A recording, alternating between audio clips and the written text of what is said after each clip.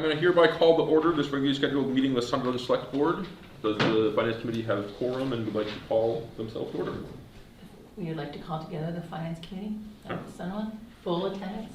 Wonderful. Time is 6:36. I'll get these. Just make a little note on there. Thank Well, you. She'll get it from the recording.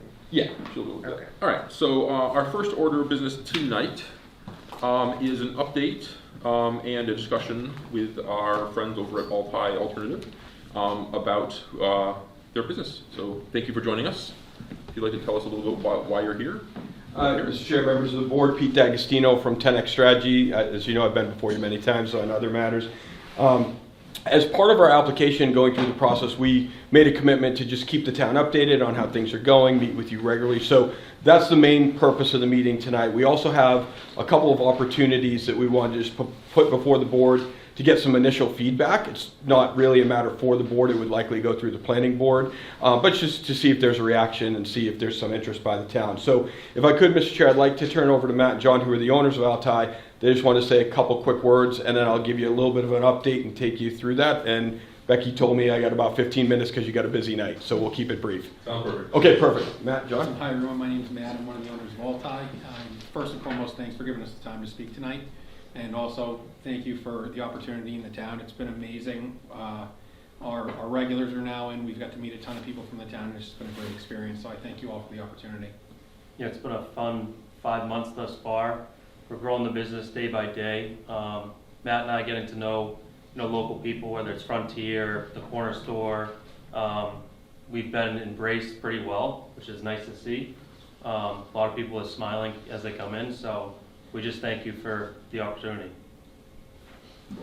Thanks, guys. So the opportunity that the CCC, Cannabis Control Commission, has created is really there's two things for the town to consider. One is the opportunity to allow businesses that are located within Sunderland to deliver cannabis to consumers. And the other opportunity that is very, very new, it's just the regulations just came out last fall, was social consumption.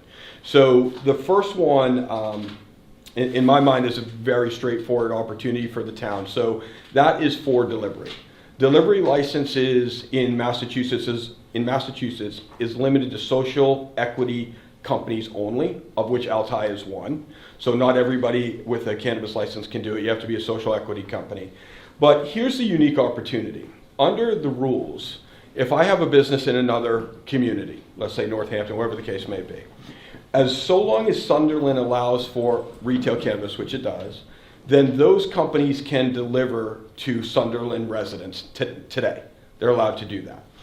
However, the revenue from that, the 3% excise tax that the town gets, goes to the town in which the business is located.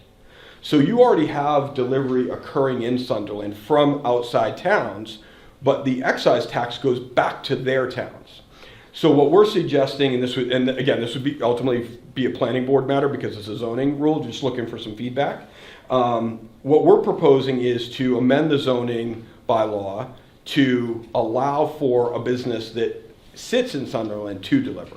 Now there's really two benefits. One, the idea would be that people would buy from a Sunderland business because it's a shorter delivery time than going to an outside town. And the town would get that excise tax like they do today.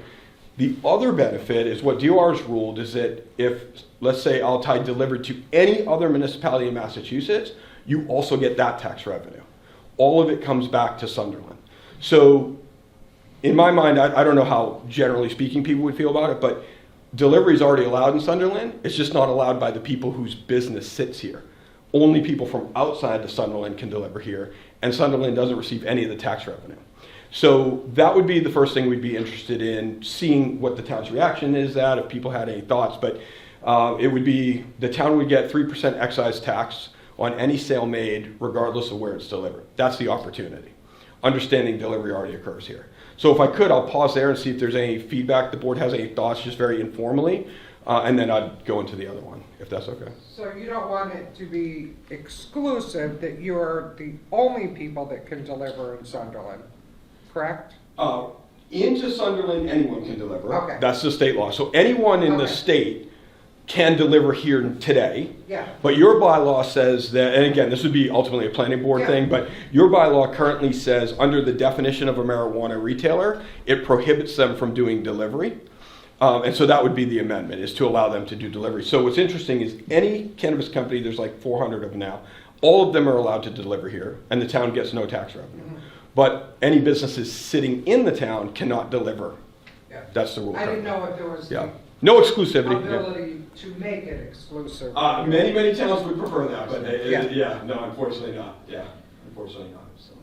The idea would be you're just getting a better customer service experience using a local business and not having to wait for a delivery to come from Boston, which is what's happening now. So many delivery companies, they order the night before, and then they run their product across the state. They just go down 90 and hit everybody on the way out. So there's a lot of the deliveries coming from Eastern Mass, but again, that revenue leaves with them. So that's the opportunity for the town. So. My understanding is that the CCC initially made a 3-year period for the social equity groups, and then extended that by a year, which Yep. is supposed to expire next month sometime. Right, and they just expanded it at their meeting last Thursday. They did, okay. That was one question for you. Is there any news on whether that was going to be expanded? And it has. They voted to do it last week. Do you know what was the period there? 20, I think they can only do it a year at a time, so it's 2027. Okay, so just one more year. It's one year at a time, right? Okay, great. Yeah, and that extension only relates to the exclusivity of social equity companies doing the delivery. So in the future, if that went away, it would just mean more businesses could participate, but it wouldn't change the tax revenue benefit for the town. And currently you're the only business in town, so. Right, You know, right. But I think you can have one more. I mean, if somebody else wanted to, Yeah. I think you can. I don't want to speak to it for sure, but I believe you can have one more. So that's the delivery. Any questions on that one? How much is delivered here now? I mean, What is it? how much is delivered here now? Is there any numbers on that, or is it? How many deliver here now? Yeah. Oh, I have no idea. Yeah, just Yeah. curious, I'll just say curious. there was a billboard down near our store probably 2 months ago. There was the Pineapple Delivery Company rented out that billboard in downtown Sunderland. So, I'm sure some people have found that and are getting deliveries here now. They typically. There's no like data out there that says. I mean, there probably is, but.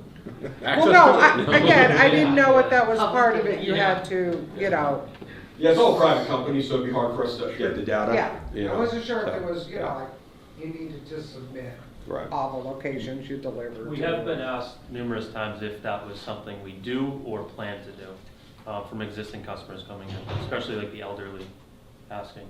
Yeah.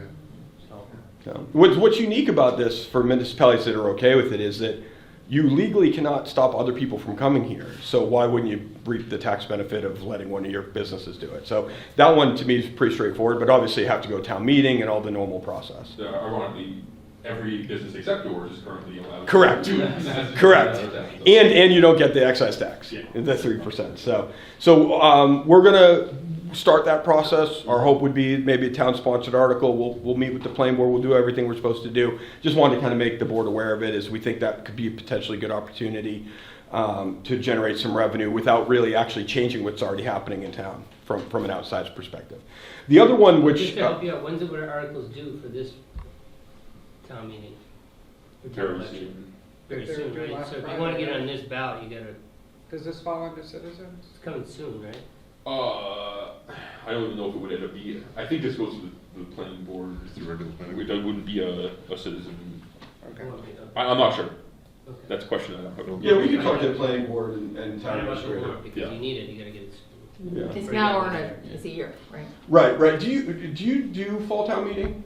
Special town meeting fall? No, not typically. Okay. No, not usually. Try not to. So try now. I mean, The honesty on that, that's. If something's pressing enough, right? Yeah. Well, let's hope nothing else is pressing enough. But so the other opportunity, which is much more, is very early in the process, but I think it's worth discussing, is so the Cannabis Control Commission just allowed for social consumption, and a lot of people think of that like as a bar where you go to smoke marijuana. But it's really not. So this is probably something we'd want to give you a little bit more education on, maybe send something into the board, because it'd be hard to go through everything in the 15 minutes we have. But think much more broadly about it. So yoga studios that have infused oils. So they use massage oil and they have infused oil and they do yoga. Events, you could do bachelor parties, bachelorette parties, and potentially without smoking, right? You could have an infused dinner or, edibles or something like that. And so I guess my point is there's 3 different license types allowed under the CCC, all of which have different things they're allowed to do and not do. But it is another thing for the town to consider. We're probably less bullish on, hey, this is a no-brainer, you should do it right away, whereas the delivery, I think on paper really makes a lot of sense. This is one, but we thought, again, this would more likely be a future town meeting discussion because you'd have to have some hearings and get some feedback and have a discussion about it. But it is another avenue out there that could provide revenue to the town, still get the 3% excise tax. And I actually think this part of Massachusetts is a great place to do those other type of activities. I'm not sure a marijuana bar necessarily makes sense in Sunderland, but there's a ton of things that would. That are allowed under those license types. So that's really just, hey, be aware of it. It's something we want to probably start looking at ourselves. The regulations just came out this fall, and see if that is a business that might be a good fit here. So just wanted to put it on everybody's radar. It could be another opportunity. So would that be like consumption there on your property? You know, where that's you'd what's have- allowed. You're allowed to. Consumption's a broad term, right? So the example I gave, there's a lot of, believe it or not, there's a lot of, I say yoga studios, but it's that kind of thing where they have an infused oil. So it has CBD, THC properties, but it's just like an oil, or I don't know. I don't know all the ways they do it, but I know that's just an example. Well, there's like beverages and stuff. Right? Exactly. There's like Exactly. seltzers. Yeah. So does that give you the ability, and I'm not gonna use any place Yeah. specifically, but where one of the local restaurants Mhm. could put that on their menu type thing? They most No. likely couldn't because you have to Okay. be a licensed entity with the CCC, and you also have to be a social equity licensee for that as well. Okay. And that doesn't have a time frame by which the social equity expires, so for right now, that's in perpetuity. So that is a separate license under the Okay. Cannabis Control Commission. You know, you'd have to go through the whole process. But I think that what we want to come back with is one, like, hey, here's everything you could do, and maybe, hey, this is what we'd be interested in doing. Because when you start thinking much more broadly, and like not everybody's sitting around smoking a cigarette like back in the day, right? There's a, yeah, I can appreciate that, but not everybody does, and so there are many ways that you can do it. I mean, when I think out here, I think you can have great events out here. There's going to be weddings that are going to happen on properties. Like somebody has a farm and they host a wedding there, and you can actually, if you're a licensee that has an event license, you can go and do that wedding, and you could serve infused beverages at that wedding, as an example.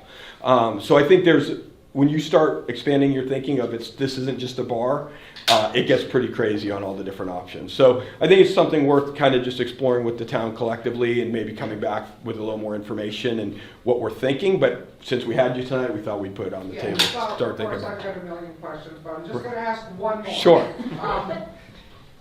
Would that allow for like the possibility, like if somebody is having an event and they can get the 1-day liquor license and the 1-day, insurance policy Yep. to have, to have liquor out there, is that gonna be like this, is that kind of how this? This would be that license. So, and I would imagine in that case that they themselves wouldn't be able to host that party, but they'd be able to hire your guys' company or someone who is licensed, Right. like they'd hire a brewery to come in and have Right. a little, I mean, I hate to say it, like food truck or something. Yeah. but, Yeah. That would be, So, but yeah, to your point, let's just say, for example, somebody's having a wedding on a farm out here, and they want to have a liquor license for the day. They could also have a licensed cannabis company come and do that event as well. Okay. But that company would be licensed at the state level. Yeah. Whether there's local permitting, that's probably part of the local discussion, right, as to how you all want to participate in that. But from a strictly licensing perspective, they would be licensed at the state level. You may still require a permit of some kind, right? If a vet company wants to come to Sunderland, they could do that, and you'd probably want to decide. And, along those lines, you may want to start thinking about that, because a licensed company, if not outside, let's just say there's one from another part of the state, they could come do an event here.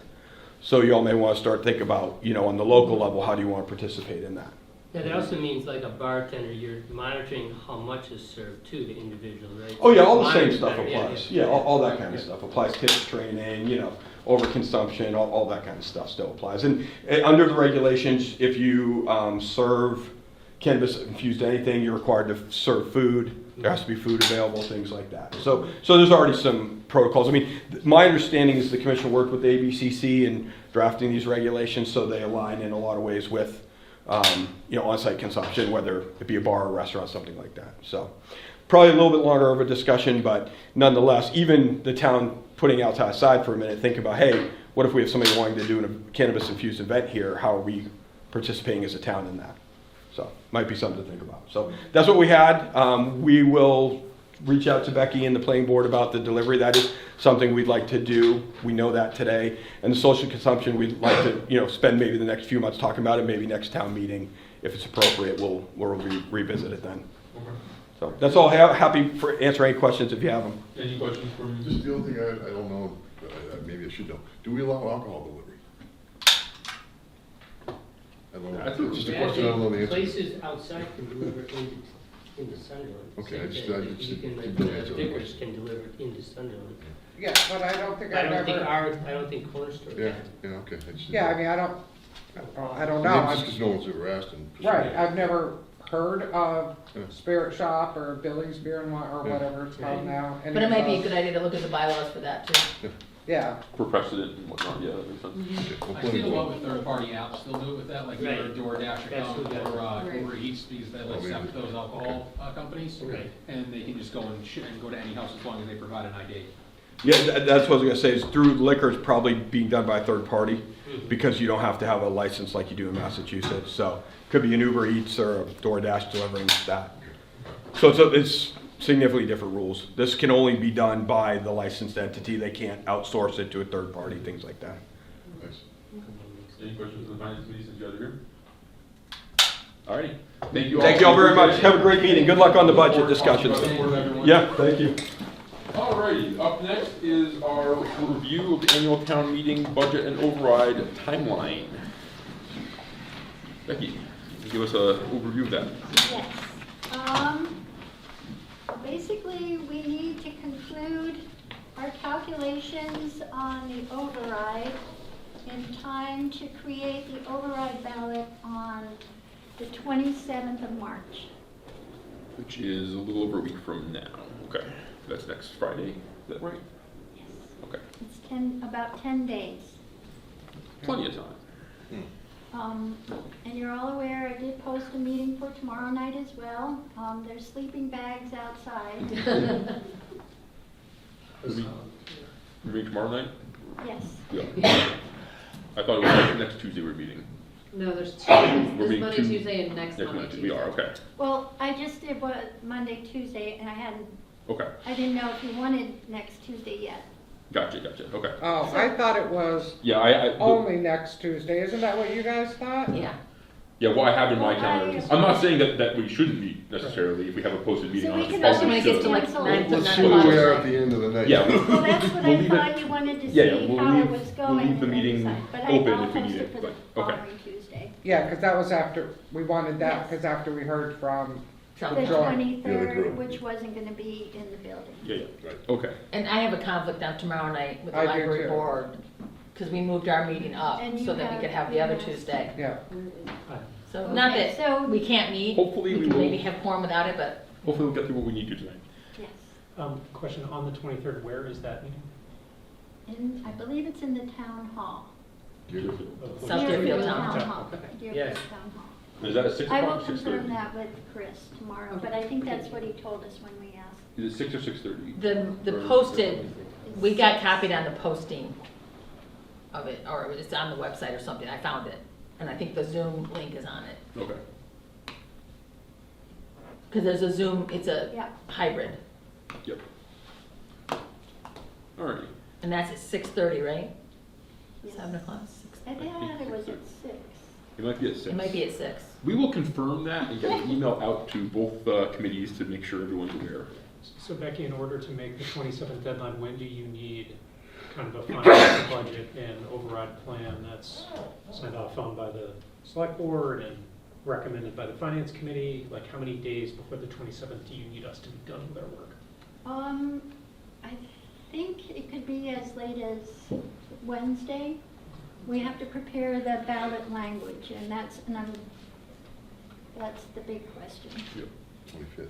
So we're meeting next Monday with the joint towns, and then Tuesday we have a meeting, and we really have to, at the end of that meeting on Tuesday, have Resolve. the language or the numbers at least for the ballot questions. Okay. Do we want to hold any more time later on this week and put it on the calendar just in case? Or is that, we want to see where we end up later on tonight before we make that decision? It gets harder because of how many days out you need to post a meeting. Yep. So we can't meet anymore this week. I think, We could eat. yeah, We should vote for next next week on Wednesday right now.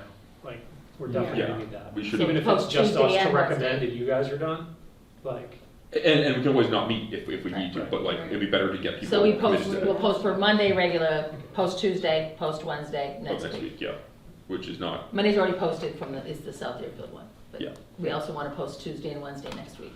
Yes. and Becky, I know there's a lot going on this year that's different from last year. Last year, one thing that was really hard for us was when we went in to recommend things and look at the warrant, there was a lot of blanks, there's a lot of stuff that wasn't done yet. We can't do that again, because then we're gonna get to town meeting and with all the complexity here, it's just gonna be a mess. So if you need it Tuesday instead of Wednesday, like, tell us that, like, we definitely need enough time to have clean documents the last time we go through it. And are we planning, like we have done in the last 3 years, meet as a finance committee to vote on each warrant for recommendations? Yeah, so we can either do that We in did a that joint separately, meeting yeah, where we we did it- vote separately, Joe, or we can The do last it. 3 years, we've done it separately because it kind of came just from the finance committee, but we can do it anyway. We went to the library and we did it, 2 of the 3. Yeah, and Wendy has a question too, Good, just yeah, to. she's- Sorry. Ask on you just click ask She on can, you, and then she'll. you just have to just say, unmute. Wendy, Wendy, could you unmute?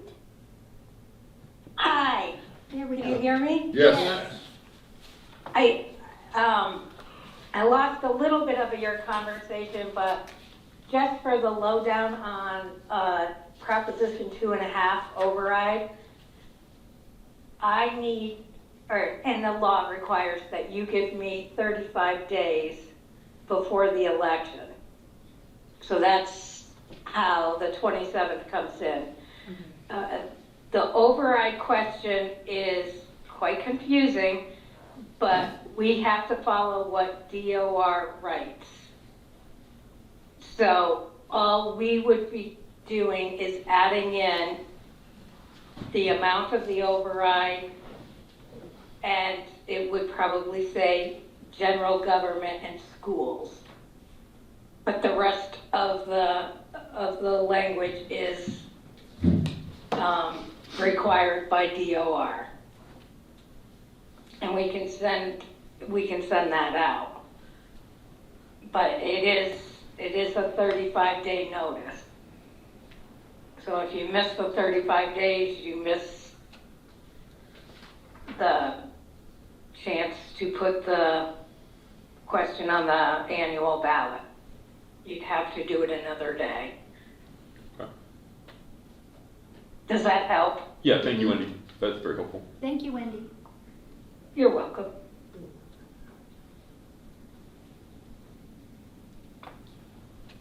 and the election is the May 4th?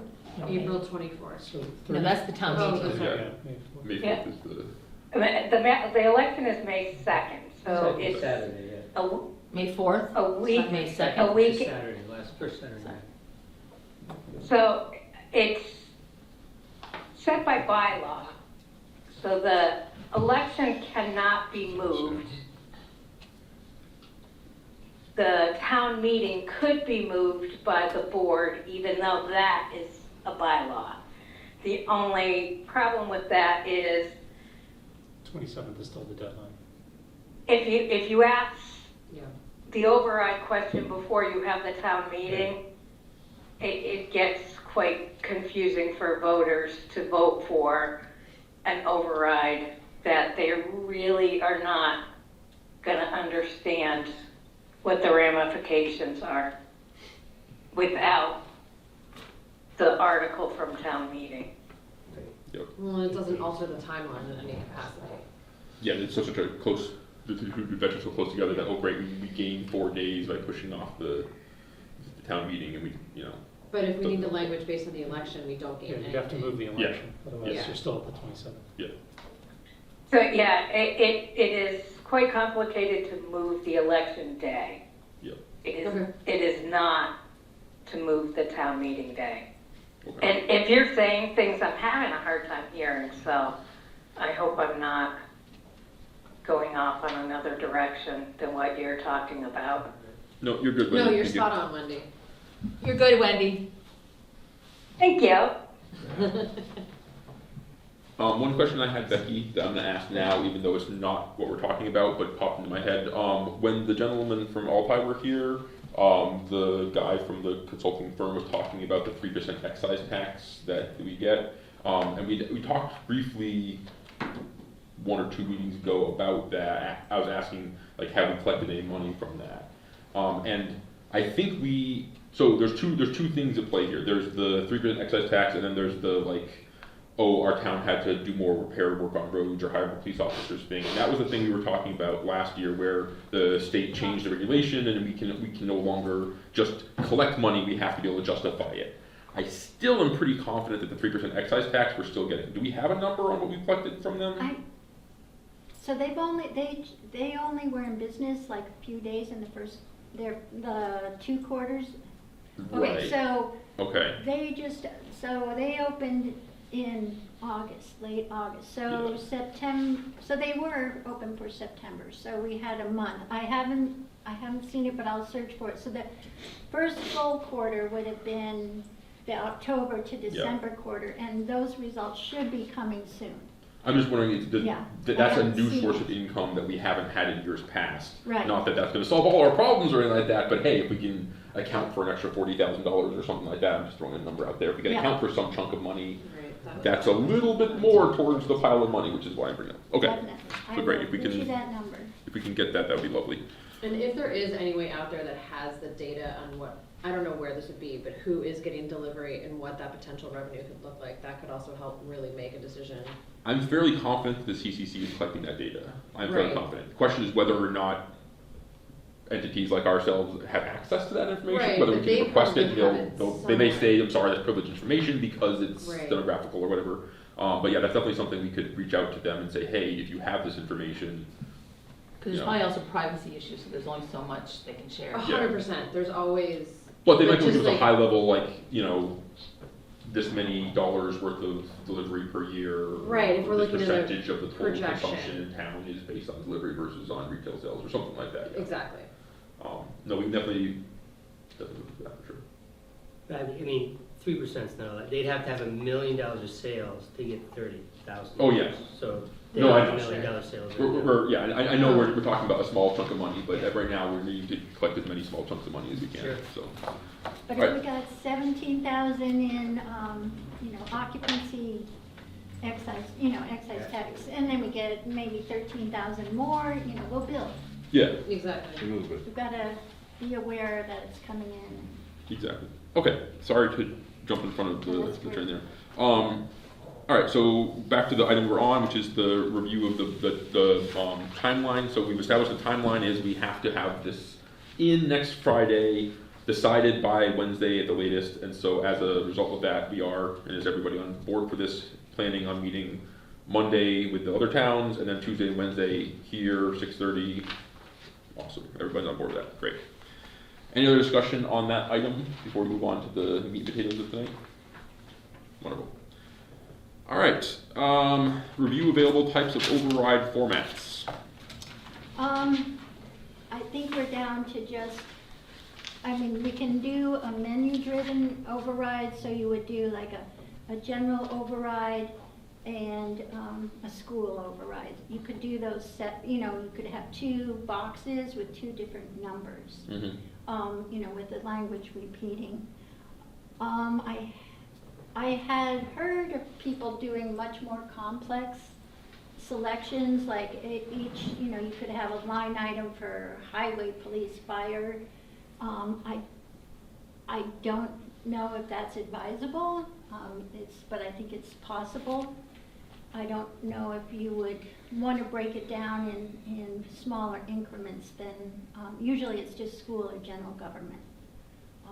What's the advantage of having it broken into the two? I mean, obviously then there's, people feel really strongly about one versus the other, I get that, but my first reaction to that is like, the town and the school are so intertwined, like, they can't go on separate paths for very long.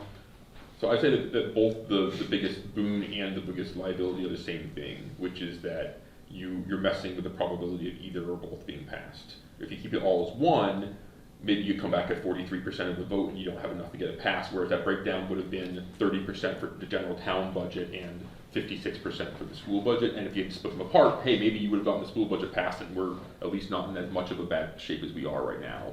Whereas the flip side is that you could also have a situation where the two coalitions of people, the people who really want to provide more money for the town, for the police or whatever, and the people who really want to support the school, together are enough to be able to pass it. Individually, neither one passes. Right. So it's a guess. It's who knows which way you go. You could come out nicely one way or the other way. And do you break up Sunderland Elementary School and the high school? Because those are two different budgets that both have gone up significantly. Like, I don't think you break them apart because you want the populace to pass the whole thing. And Frontier's a difficult situation also because we don't really have the same control we have with others. It's not like we can turn back to Frontier and say, oh, too bad, cut 20%, because we don't have that power with them, unfortunately. Yeah, no, it's... And then there's the tax, but that's not as much money anyway. And again, same deal where we really don't have Any say there, really. So you'd end up with two fairly different override amounts also, if I think about just, I'm trying to do this in my head. Yeah, me too.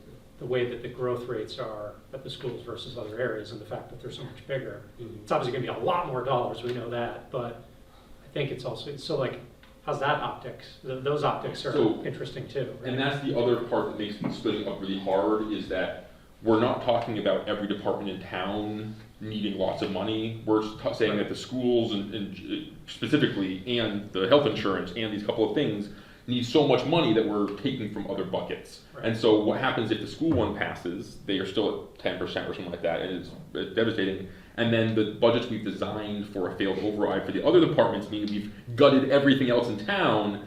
Like, that's not a... That feels like a really bad outcome. It's, yeah, so I mean, And the reverse is reverse is also problematic because the school budget we're legally mandated in a whole bunch of that stuff.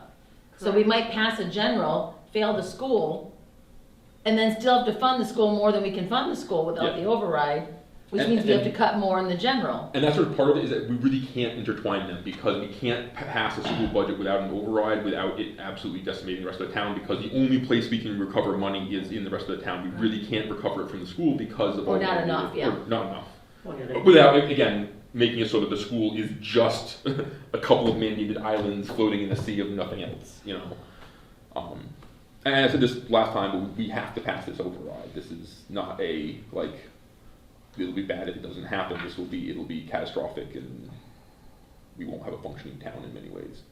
And you know, I've been looking through all these emails from all of our town departments because we asked for them for a 5% and 20%, and pretty much every single department says, okay, well here's the 5%, it would be horrible, and I can't even really give you a 20% because that would mean that we can't function as a department anymore. So here's 9.6% because that's literally the most I could possibly cut.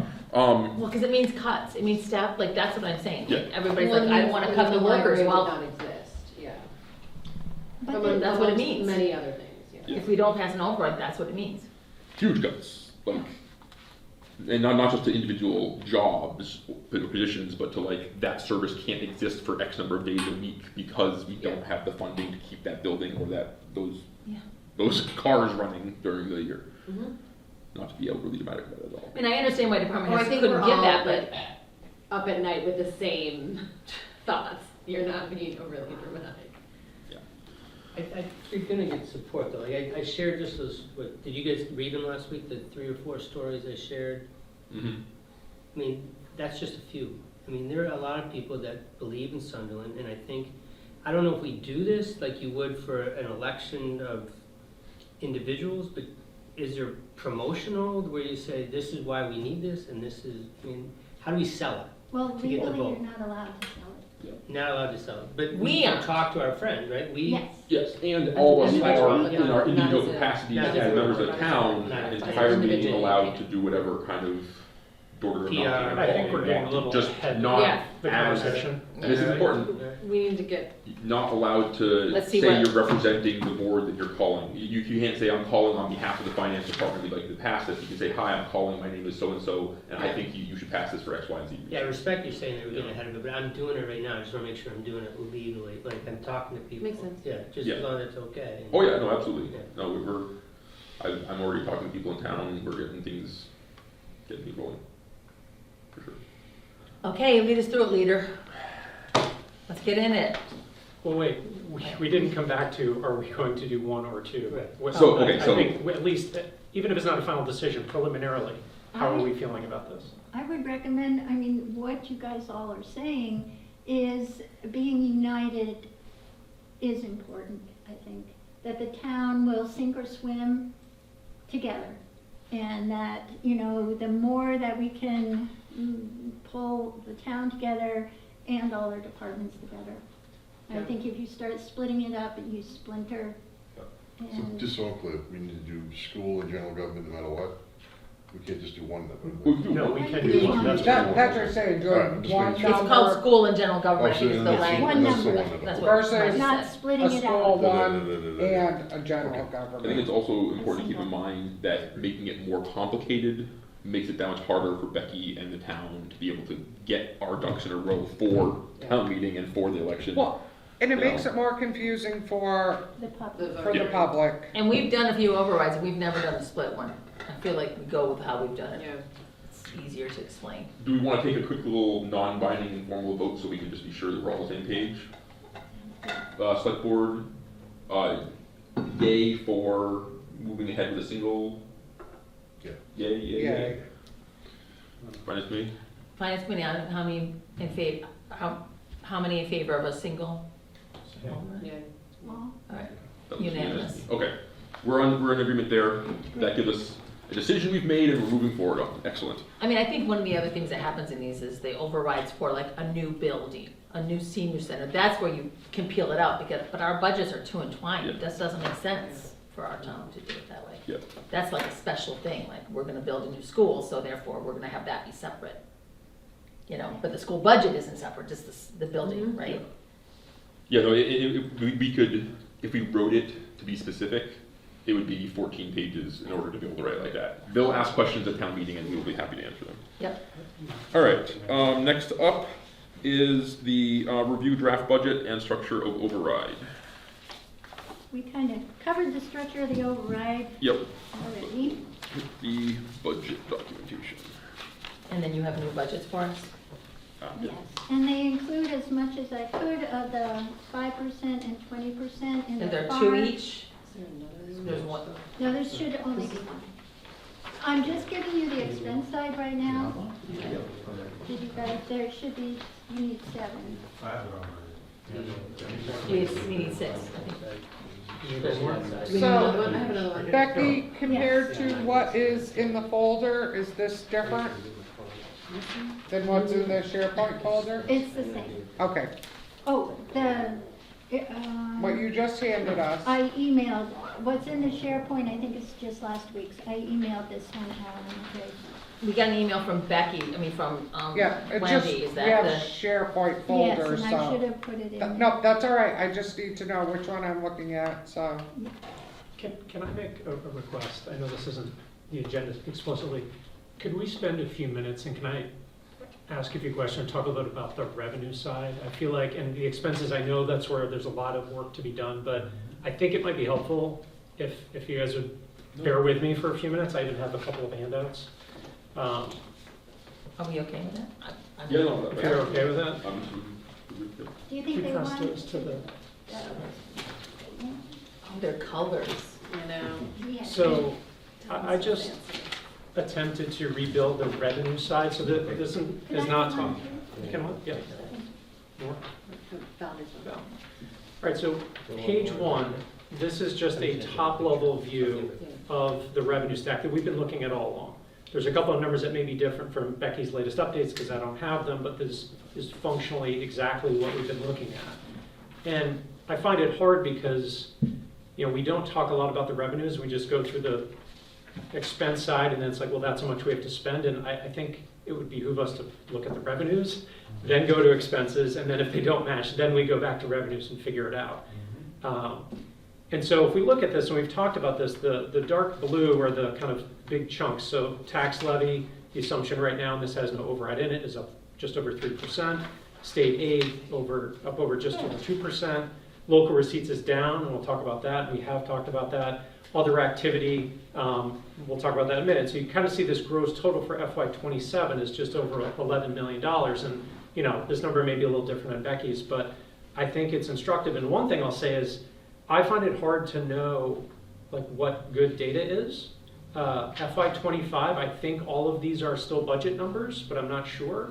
FY23 and 24 should be actuals, but they don't actually tie to some of the state data I find on the state website. So one comment that I think, and this is for beyond this budget cycle, is I think we can do more to work on our data so that we can have good grounding on the revenue side. Because it's hard. We know there's new local revenues coming in and it's hard to project them. So the next 2 pages of this handout are this same thing just expanded. So all the same data that is on the front page, I just blew it out one more layer, and you can see all the different things that we've talked about. So on the first page, you can see there's a pink shaded cell for the override, which we haven't filled that in yet. This assumes 0 for now. As we go down to page 3, you can see local receipts, and I'm going to come back to that in a minute. And then at the bottom, you can see the other activity, and this is where there's an assumption about free cash going to the budget, an assumption about free cash going to OPEB, and then the big shift down there is the fact that last year we used $138,000 for stabilization, and right now we don't have anything in there, so that's where that big reduction in other activity comes from. And the reason I wanted to lay this out is I was having a new concern, as we think about setting some of these numbers, and it has to do with local receipts. So looking at this local receipts page on page 3, you can see in FY23 we had $985,000, FY24 $981,000, and then FY26 budget is $993,000. It kind of seems in line, right? And it is tracking where we still will end up slightly above that. However, there's a huge difference in our budgeting. And if you look at the last page, the 4th page, this is from the state website, and you can see that in FY23, 24, and 25, we had $300,000 of positive variance in local receipts because our budgets were about $750,000, and we'd fall over that and then some. That would build that free cash at the end of the year. We could plow that back into the budget. That's what we've done for the last few years. When I look at FY26, you can see the budget on here. That's not going to happen again. We will land over, I would imagine, but I do not think it will be by $300,000. And it's because of this big jump in the budget year over year that helped fill that gap last year. And so as I look through all this, the reason I want to bring this up before we get into expenses is I think we need to revisit what we think the right free cash usage number can be this year in light of that we might not rebuild free cash this year the way we did the last couple of years. And what I'm seeing in this graph is that lines up with when we had the ARPA money, because we don't necessarily talk about it a lot, but the ARPA money was a huge injection of money into what effectively was our operating budget, because a whole bunch of things that would have had to have been requests in the operating budget for those years were instead brought to the select board by the town departments to use ARPA money for. And what ended up happening is, because of a couple of years we had all this extra ARPA money, it made it look like we had more room in the budget than we would have had until that ARPA money's gone as of last December and this year. And that's a big part of why we're seeing. So ARPA money came through as a local receipt? No, but No. it came through as $1 million that they kind of spent $250,000 or $300,000 a year for about 3 years. So they had inflated spending. Yeah, I'm not talking about the local receipt side of this. I'm Okay. talking about the need to take that money and put it into the budget over those years was lessened because of the ARPA money, giving us room to have that difference that has then brought Okay. up. Okay. Makes sense. So that's what allowed you to keep a budget that much lower than the projected actuals, is what you're saying? It was a factor. Or a factor. But yes, Okay. it artificially for a couple of years made it look like it cost less to run the town than it actually did. Okay. Yeah. Oh, sorry. Yeah. If I could, Mr. Chair, and thanks for recognizing me. I thought ARPA money's policy was to be used for non-recurring expenses. So it wouldn't show up in this format that you're describing, which would offset what Dylan's describing. That's a good point.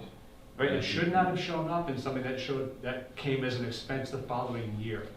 So, and I would say it probably would have more of an effect on our capital budget than anything else. But again, to my point, Yeah. not a recurring expense. Yes. To Dylan's point, if I could expand on it, building free cash, the delta between revenues, and I'm glad you're talking about it, and expense growth allows for free cash to grow, right? And there is always a trap with estimates.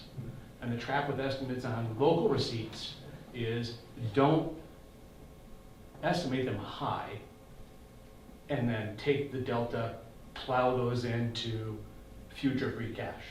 I think that's what you're seeing. If I could- And thank you. Well, the practice had been to estimate them low, Correct. at the 750, Right, which like makes sense. Dylan said, Right. to generate the Yep. free cash. We're talking But the same then, thing. right, but then last year, and I think it was a result, and I don't quite understand how, but I think when we didn't have the capital override funds in the budget for FY '25, and we closed that gap with cash and other projects, from the projects that we had.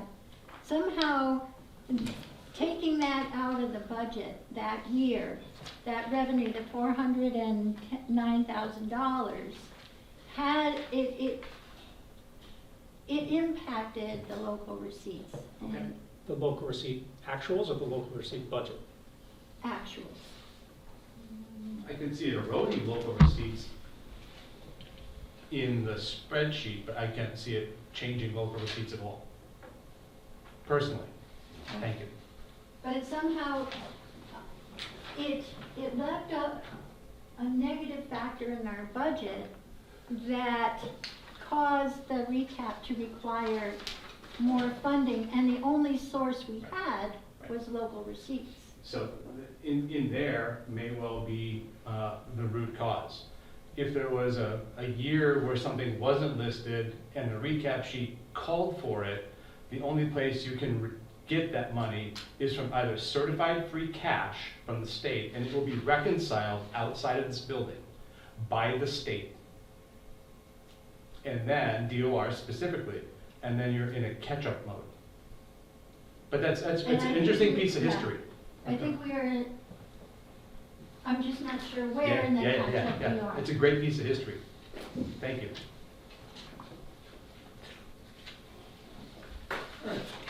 So thank you for indulging my No, detour, absolutely, but I didn't want to start on expenses, assuming a free cash usage that we then later found out we didn't want to or couldn't commit to. And one of the things we had discussed previously is, and not necessarily in this budget, or almost assuredly not in this budget cycle, but in general, is reassessing the fees we charge for things like,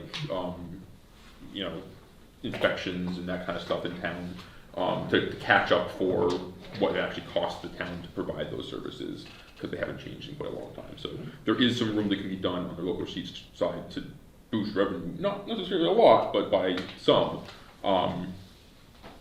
The major You know. factor in local receipts is vehicle excise tax.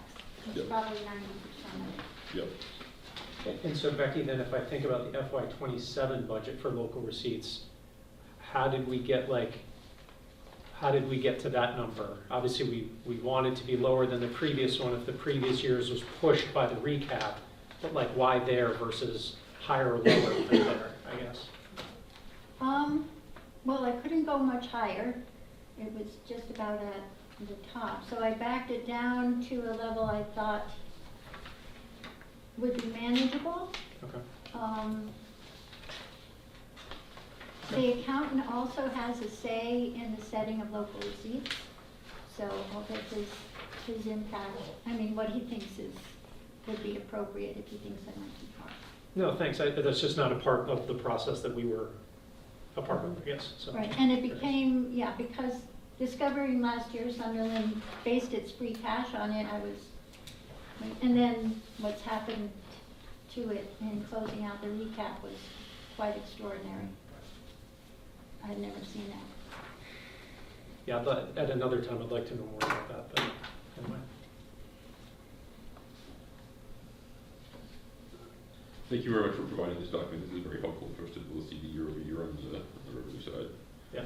Um, And I'm gonna work with Becky a little bit and try to, if she'd like, rebuild the expense side as well, because I find our formatting difficult, and this seemed a little cleaner, so I'm happy to do that if Becky will.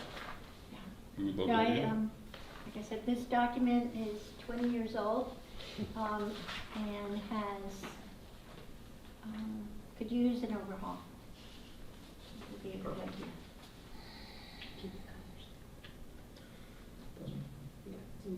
Okay, great. To do that, I have to stop using the copier. I have to use expensive color ink. Fair, just kidding, black and white's perfect. Which I have to repair my machine to be able to use. Sorry, there's no money in the budget for color ink this year. I'll bring color pencils. Highlight. We have highlighters.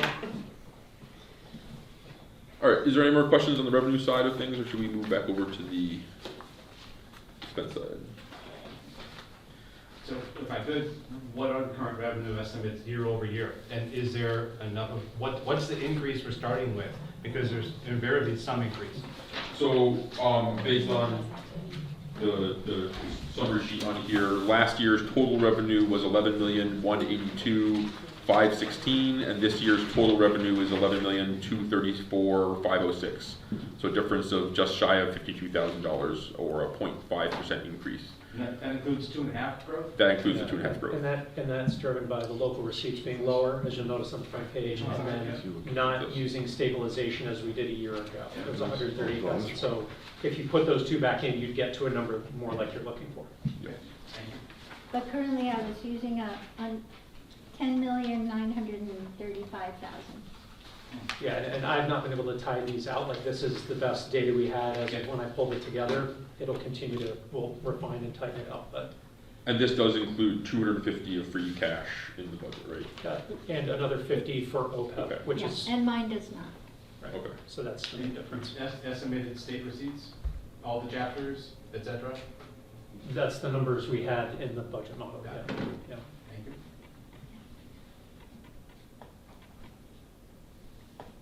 Yeah, chapter 90 doesn't go in here, but it did go up to 300,000. The one thing I did add, Scott, because I know you're avid, or you're really good with these numbers, is I did add, there's money we get from the state for school choice that we then have to give back to Sunderland Elementary. That's not technically a cherry sheet use, but I put it in there because otherwise it sits by itself. Did you take it back out? No, I just put it as a use, then I don't have to do Oh, it just again. as a- Yeah. Where did you put it? Sorry. It's under use, all, Okay. yeah.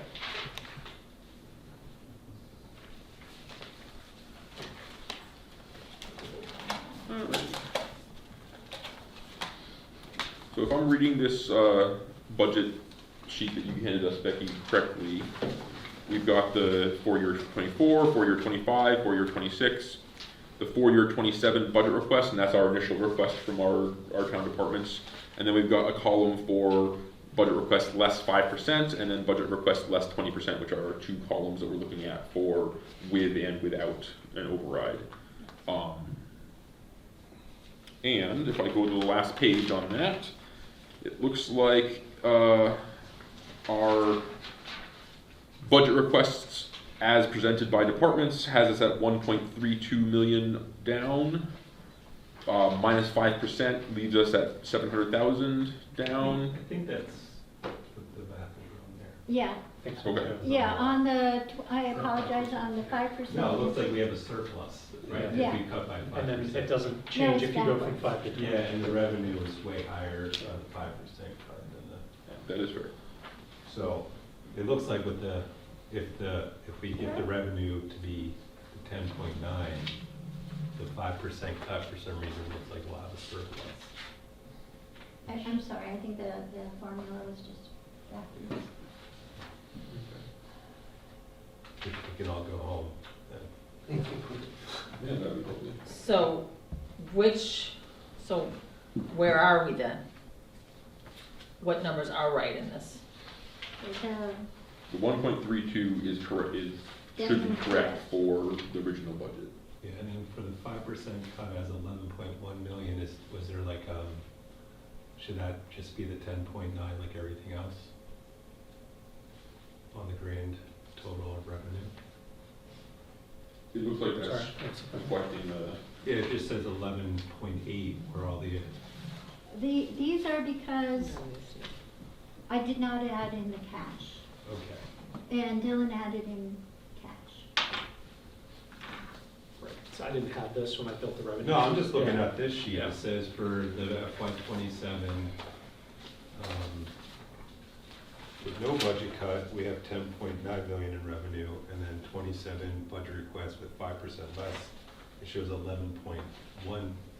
So it shows the revenue going up in the, Yeah. in the Yeah. And so if we it goes take the 250,000-ish out of that line, that means that our 5% budget is, no, but why is it changing from one to the next? Why is the revenue changing? Why is the Yeah. revenue changing? I'm saying like, if we assume that that's our incorrect number and Oh, we yeah. adjust it to be the correct number by bringing it down to the Okay. 10.935. 10.9 is the correct number, right? Yeah, it's just the middle one. yeah. Then we're looking at, Then we still don't know where we are, because then that would indicate a $500,000 surplus. That's Which a is not correct. surplus. The formula, yeah, that would show $456,000 surplus with the 5% cut. so let's just assume 10.935 million across the board for all revenues, because revenue's not changing regardless of what we're doing. If we go to the line above that, it looks like our initial budget request was for 12.25 million, and that's where we get the 1.3. Now we go over to the right, I don't think that's correct at 10.4 to Can't be. 475, yeah. So what is our number there? So it looks like it's coming down line 227. Do you see line 227? It's the same formula as the one before it. I just think the budget gap calculation is reversed. Yeah, compared to the that's what I other. was saying. Yeah, okay. I apologize. So if you reverse the calculation, you can just see that our revenue shows higher than our expenditures. So with the 5% cut, and you change the formula, we have a surplus in this situation. It should be 11 million, sorry, wrong, comma, 11,644,710.50.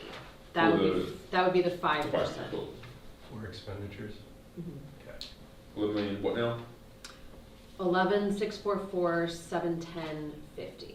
So that is the 702. The 702 is correct then for, that's the amount that we're shy, right? Correct. So I'm guessing, but that's 625 can't be right. Yeah. 625, the next one is not correct. Yeah. Well, it's okay, not correct, except that,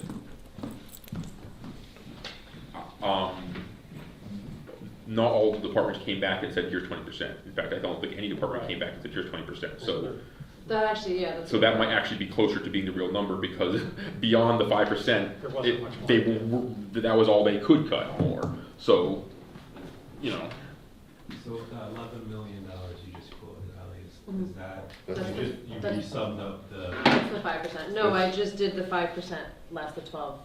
Of last year's budget. Yeah. Fair, but oh, so that's not but that's actual, not, that's just, No, it's an estimate. yeah, It was okay. quick. That's 5% of the budget you're taking. Yeah. that's Okay. including Yeah. cutting things like the schools and yeah. and the regionals, which may Yeah. not submit 5%. So we cut basically budgets. need to know what that real So number we is. still don't know. The Right. real number would be what we have to pay to the schools, money, and then. Yeah, I mean, the school's been cut, Well, the school already cut 8 out of Yeah, 10, so so they- they're not, so yeah, they can't. Right. in their scenarios, they did not cut budget. So, We just gotta check the formulas, because the way if the expenditures are accurate, then that cuts means surplus, which just seems odd to me. It's not, so I did a rough estimate, just without you know, just like last year's budget was 10.9 million, right? And if we take the schools out of that, and we take South County and South County out of it, then we are left with 4.28, and if we cut 5% of that, we have to cut $229,000, or $214,000 if you, with the cuts up, so $214,000 out of the budget, out of our departments. Another way to look at that is every $214,000 we cut is 5% of everybody that's not the one we can't change. Right. So if we're looking at a $1.3 million gap there at $210,000 per chunk, we're looking at what? 6 chunks of 5% that we need to cut 30% from all the rest of the departments. Well, are you guys including debt and interest and all the things you can't cut in this 5% formula? Because if that's the case, it's not real. I just, no, so we didn't cut everything, it's everything minus, it is that, you're right, it includes that, but it's not it's real. also not real, right? It's not real. Because there's also some Okay. things in the budget, like elections, that we can't cut at all. Correct. Right, but I'm just saying, if you just take out the schools Mhm. and South County, which we really can't cut, Sure. or have cuts in them already, like at SES, So already have an 8% assessments cut. are challenging because you have to get your other stakeholders involved, Right. right? Anyway, so it's my point is, it's a lot of cuts for everyone that can be cut, it's a lot of cuts. But it's not accurate. No, and just to clarify, the 5 to 20% aren't a 5 to 20% reduction to the budget. There are the results of us asking the departments to cut 5 and 20%. So Okay. number one, it's not always going to be across the board the same amount, and as you said, there's going to be some things that we just simply can't. Right? Yep. In So fact, in the case that you're looking at this expense spreadsheet, right, against your revenue spreadsheet, there's going to be a general government component, there's going to be assessments components. Those are going to be very difficult. The question is, where are the target points, if any you have, for reductions? Because to simply put $1.3 million on the table doesn't seem to make any sense. It's a bit of a drift right now without accuracy in the numbers. We'll get you in a second. Sorry, Dan, can you, or where, can someone let I just Joe switched into to the waiting virtual, room? He's yeah. got to switch to virtual. Thanks, sorry.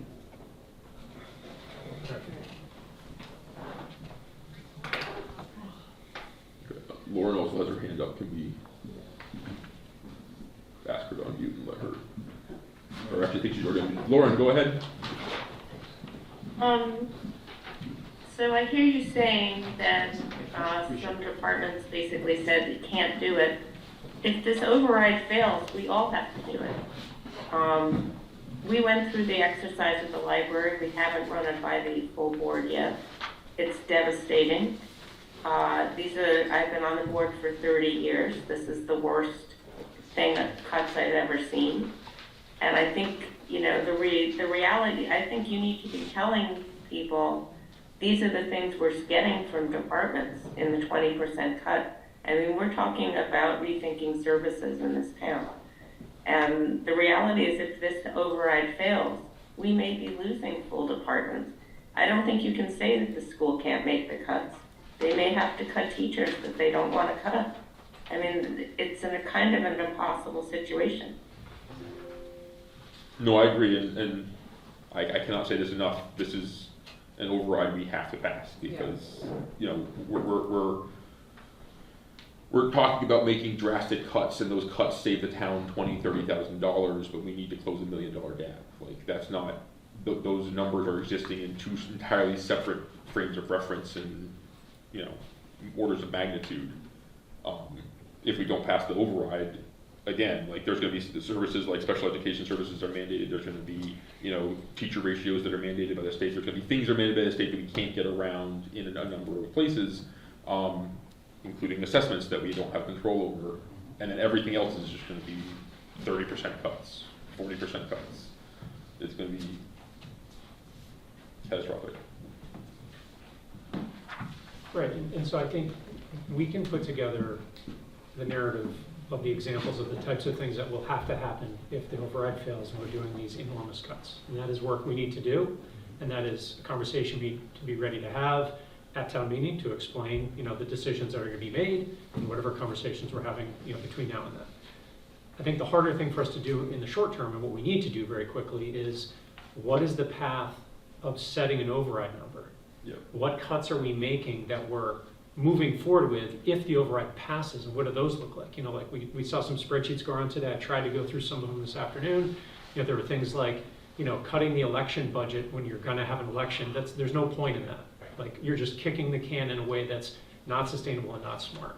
There's other things I want to know more. Fire department reduce some expenses. Does that mean we're, obviously we're probably delaying new equipment procurement? Are we getting into safety issues? Maybe we have to do it anyway, but I want to know that, Police, so like, there's some things that we need to make decisions on, and then that's going to come back to a number, and like, then that is what the override is. And if we're not comfortable with that number, then we need to cut more, right? Like we talked about the town share of health insurance, and I know those folks are in here wanting to go higher, and like, I'd love for it to go higher too. I don't think it can. What about retired employees? Is it 55%? Should that go down to 50? I don't know how much money that is, but like, as an example, we have to make some headway and then see where that number comes out, and if we think that's a palatable override number to bring to town. Just say our override with just not touching anything, keep the budget as it is 9%. If we get it down to 7%, is that going to change the minds of the citizens of this town? Going from 9 to 7? Because I don't think we're going to be able to get more than 2 percentage points down. Well, right. The other concern which you brought up before is that, great, we fight real hard and get it down to 7%, and we have the leanest budget we could possibly ever imagine, and we go into next year, and then we need another 7% override because we've started ourselves up for it. Exactly. If I was a voter, I say 9 or 7, and I feel like the 7 is still going to take a hit on me, and I know we're sacrificing, and then the odds of us going back again next year, it just doesn't, to me, I would just go for it all. But that's just my opinion. Yeah, I agree with you generally, but I think it's hard to bring it without any adjustments. And like, maybe the adjustment, because again, remember these 5%, we asked people, and I think all of them did it, I didn't check everything, was from last year's budget. Yeah. Right, so that's 5% cut from last year. So even flat to last year's budget is a strain, and I'm not saying that's the answer, but like, I think there's room between the original budget request and getting it all the way down to like 6.5 as an override, because I agree with you, I don't want to do that. But I don't think the initial budget request and it comes out at 10, it feels good either. Yeah, well, we could just stay flat at the 26 budget for everybody except the schools and see where that lands as a number for an override. So I think that there is value in us meeting the town in the middle a little bit. If we come and say, no, this is the budget that our town departments need, there's always going to be an impression among certain people in town that there's waste there, that you didn't try to cut some things. Why didn't you try to cut some things? So if we come in and say, no, we want you to give us an extra $1 million or extra $1.3 million because that's what we need to fund the town fully, that's a different argument than saying, hey, we've done everything we possibly can. We've come down from not only just 7% from what it would cost, but 5% lower than what we did last year, but we still need this much money. That's just a way stronger argument to make to the town, I think. We tightened our belts and we still need this much money versus like, no, we're asking you for every penny because we want a new coffee machine in the police station or whatever. And even if we aren't asking for that, it's just the way that the town's going to look at that request if we have or have not done something. I just think simple is better, and I would say that we could show the difference between their FY27 request to the 26 request, saying that's how much they needed to just keep things going. That's the delta, and then we say we stick with the 26, whatever saving, and then we can just say across the board we stuck with the 26 budget, which was maybe $300,000 less than their 27 budget collectively besides the schools. I mean, that's a compromise. Wendy's got I'm just throwing out options to Yeah. just put it out there. No, I think If I could, one other number that's important to bear in mind is wherever your path takes you on this override discussion is to ensure that you have the impact on the median family home, and that's part of the dialogue all the time, right? The ability to pay is really important. You're seeing it at a macro level, and everybody in town who owns property is gonna see it at a micro level. And that'll impact their decision-making. Well, and one of the things we discussed last time, which makes it extra difficult, is because of the snafu we had with the capital stabilization override. Last year, people's tax bill went down and they just shot back up. Sure. And then now we're asking them to, So that's You know. a sword you guys gotta take out and fall on and say, listen, that was our mistake, we own it, yeah. straight up. Oh, yeah. No, and we will, that will be part of our appeal for sure. It's really important. Yeah.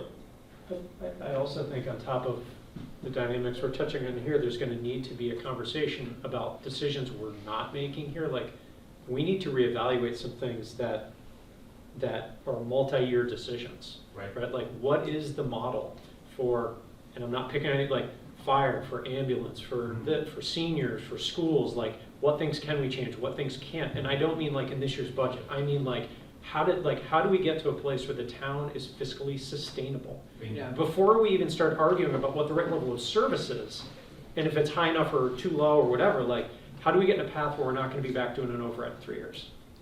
And that's not an easy, because like, I guarantee you that major components of our budget are gonna grow faster than the 3%, 2.5 plus new growth and state aid, and like, it's gonna grow faster than that, I can tell you that right now. And so we need to figure out a path for this, and also where do we do work going forward? And none of those decisions are gonna be good ones or popular ones. And I don't even know what the decisions are supposed to be. Wendy's got her hand up. I think she's unmuted already. Yeah, Go go ahead, Wendy. Oh, no, she's not unmuted. Good. Can you click on her and say request unmute? Right there? Okay, sorry about that. I do think after you go through some of the budgets, my FY '26 budget is based on one local election. Great, Neil Shasta. Next year has a local election and 2 state elections, So that can- which obviously costs more. So on my FY '26, I did 5%, which I took out of town clerk expense. And then I'm like negative 11,000. I'm not quite sure. I don't have the paper right with me. I did send an email to Joe Comerford asking if Sunderland could not be waived from doing the annual census and from doing mail-in voting and in-office voting, and only having election day voting with absentee ballot. I have not heard back. I think there was a lot of work that went into all the different types of voting, so I don't think that would ever be waived. So the FY '26 budget would, I believe, decimate my whole budget.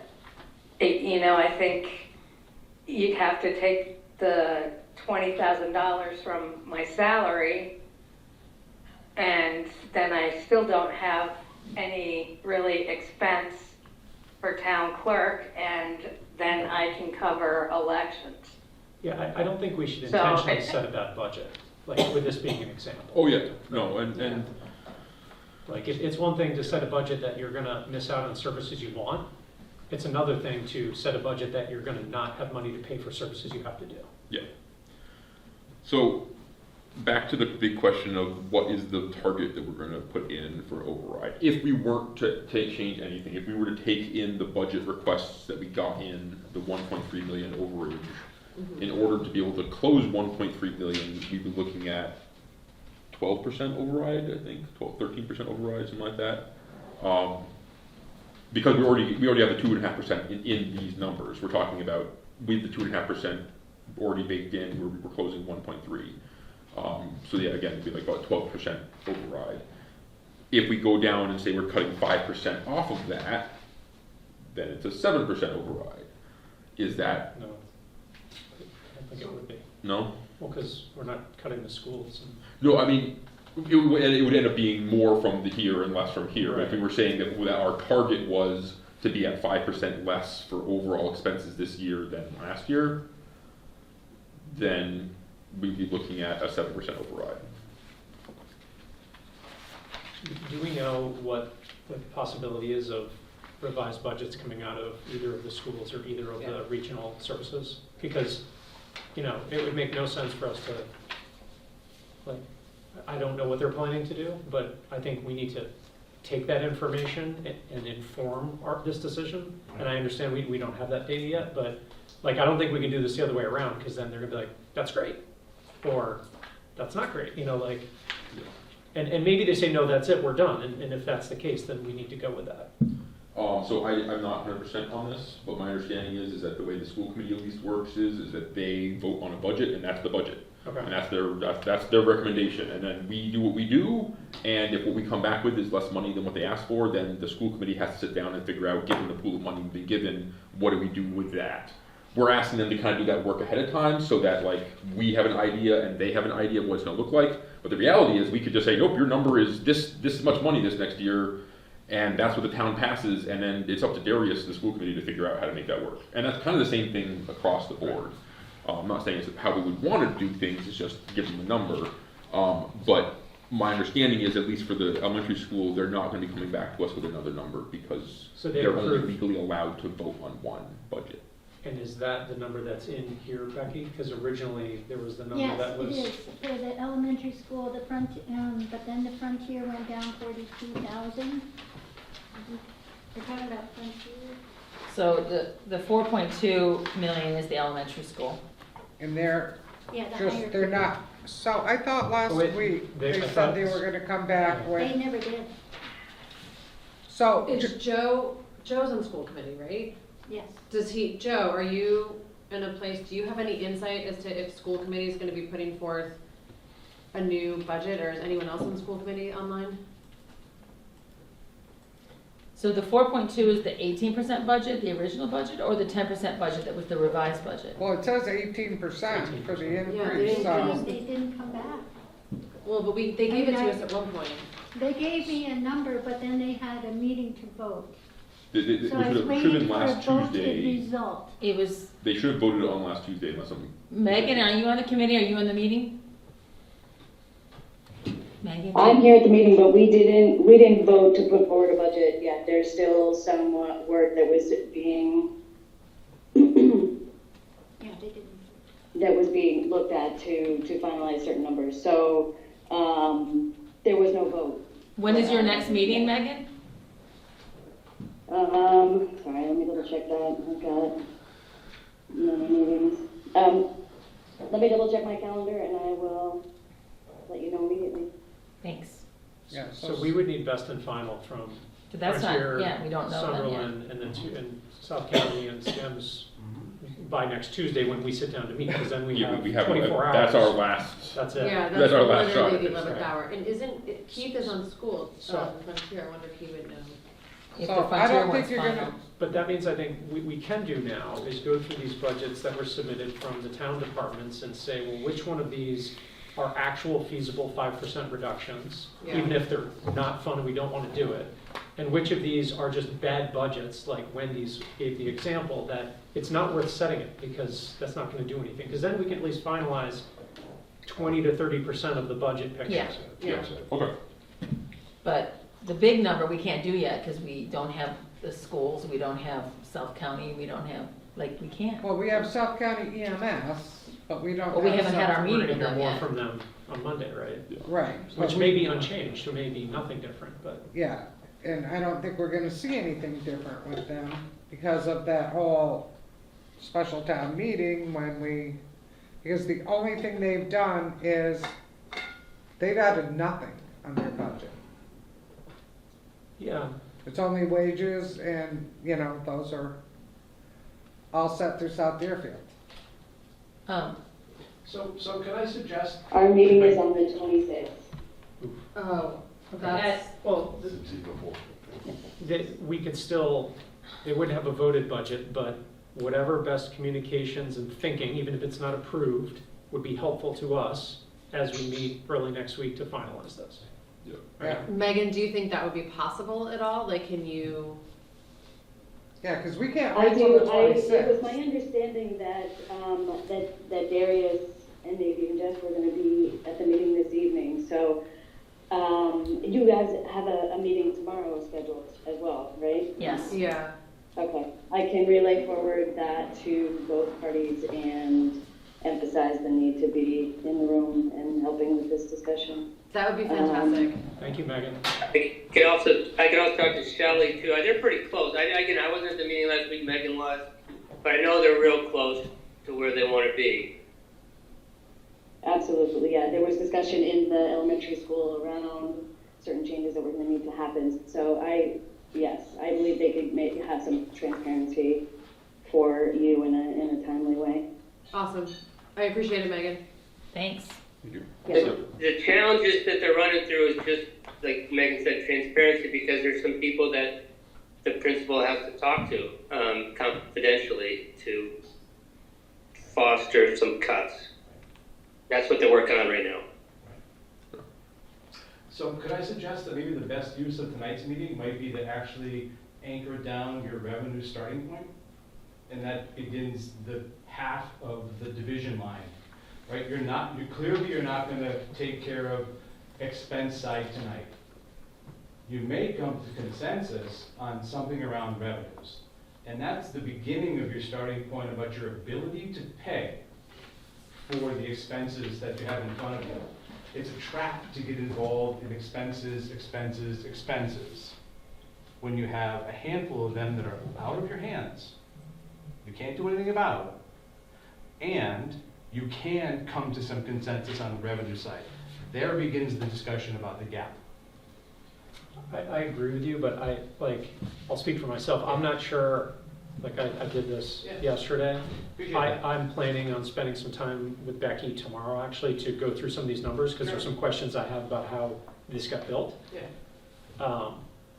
I'd prefer to start tomorrow's meeting with that conversation to anchor and then flop over to expenses, but I'm not trying to set the agenda. Just this was not meant to come in and finalize revenue budget tonight. Well, as a body, you guys can twist in the wind talking about expenses, and you won't get anywhere. Right.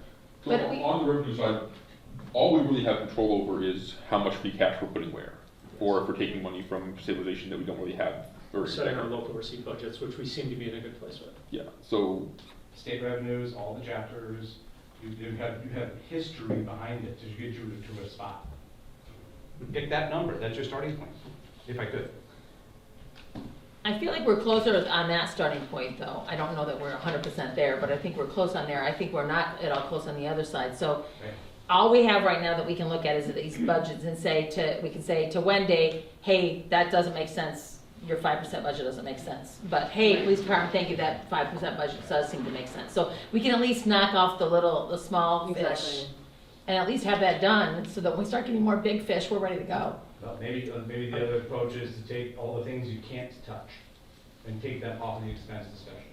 Right. Right. Here's the things we have nothing we can do about. Right. Debt, retirement, all of our contribution to our employee wages, all of our indirects. We can't do anything about that. Okay, what does that leave us with? The other thing on the little budgets, they're important big pieces of our town, but they're small in terms of our numbers. The personnel committee voted today for the COLA, that I don't know if that's in them or not. The COLA and the steps. There's all they're 20 these pages. These 5% cuts aren't really 5% cuts, but they're at least a cut to a few categories. So we can't look at their totals, but we can look at what they cut between the two budgets that we asked them for and say, does that make sense? And we can look at their they all gave us descriptions, or some of them did, on why this is important. We can look at that, right? Well, and that's where in the narratives matter. I really appreciate these departments putting all this together. Right. Just for memory and without a lot of time to look through it, but the library, you know, they're picking up a lot of that gap through their own fundraising effort. Like, that is amazing that they're willing to do that. And, you know, like, it's awful, but like, that's the kind of situation that we're in right now as a town.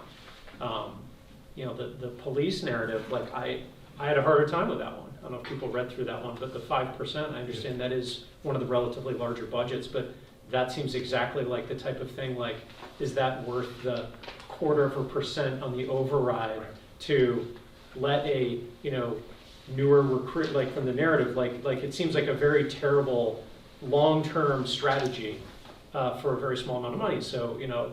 Well, and the other cuts in the 5% are things like not having part-time officers, which means if our officers get Actual sick or services. injured, we just don't have coverage for that going That's right. forward. Or, and you know, there's already a concern that if we don't have coverage, we have to rely on state police, which Well, is tripling, quadrupling of the response time in town. So. Yeah. I mean, one that, I don't know if people in this room know enough of it, like OPEB is one that, I mean, I know what OPEB is. When we talked about it before, Becky had mentioned there's some thresholds that we're incentivized to get to with our trust fund, but like, I don't see any, like, I need to hear a real compelling reason not to drop that to 0 this year. I don't know how other people feel about that. Easy to do. Yeah. You're not compelled by statute to fund OPEB. Right. And I'd also, and this is gonna be not popular at all, but like, we have committed to a 50% share of retired employees' health benefits, and it was moved up to 55, however many years ago. Like, in the scope of all the things we're looking for, and I don't know how much money that is or how many people that impacts, but I think that's another thing we need to look at. Like, I agree.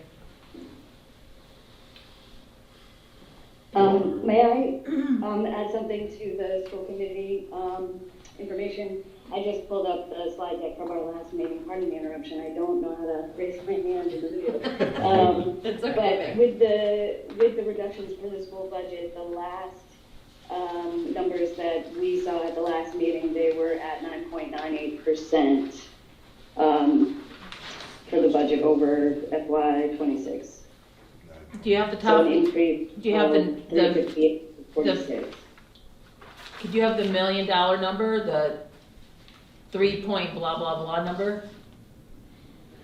So the increase 358, sorry, hold on, I'm looking at this.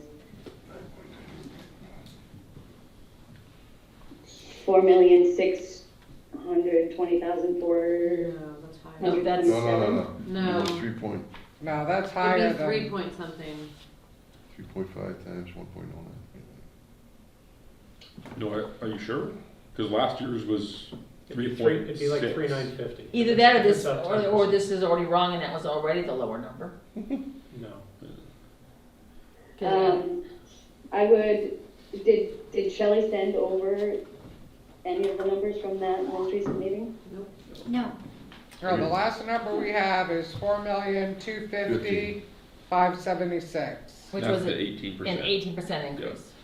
So My understanding is that 400,000 was coming off of that to get them from 18% down to 10% or 9.98% or 350,000 coming off of that. It was about a $400,000 increase on the Yeah. revised budget. From Yeah, the- it was 750 total, and then they cut it from 750 down to 400.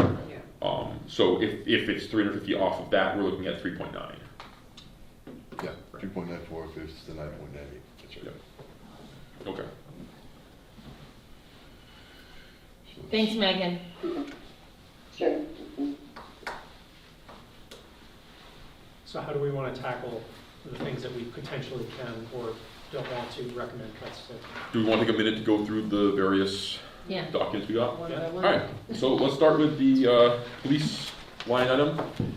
His 5% cut, he says, will be slash the overtime budget, completely remove the part-time budget line, so no more part-time officers. Plan for no officers working any of the 12 enumerated state holidays. Remove, because those are usually covered by our part-time officers since the full-time officers get them off. Move 3 midnight shifts to offer coverage during the busier times and allow for safer coverage of the officers and community. And finally, not have enough money to employ the officer currently in the full-time academy after February, even after all the money we spent to hire them to work and blah, blah, blah. So we would be cutting the full-time officer that we're currently paying to put through the academy. We'd be losing all of our part-time officers. We'd have gaps in our coverage and all that. And then his 20% cut is, he basically says, I cannot get the 20% cut. We would lose an additional full-time officer and completely decimate the department, also failing to provide a safe environment for the community. And it's $70,000, eh? 70,000. Yep. But that's what a non-override budget would have to look like. Yeah. It would be. And so just for context, their original budget request was 5% up year over year. Yeah. So the 5% cut is really a 10% cut from the starting point. Yeah. Any questions on that, or should I just read through all of them and then we'll? Well, let's talk about each one as we go. Or, Okay. Yeah.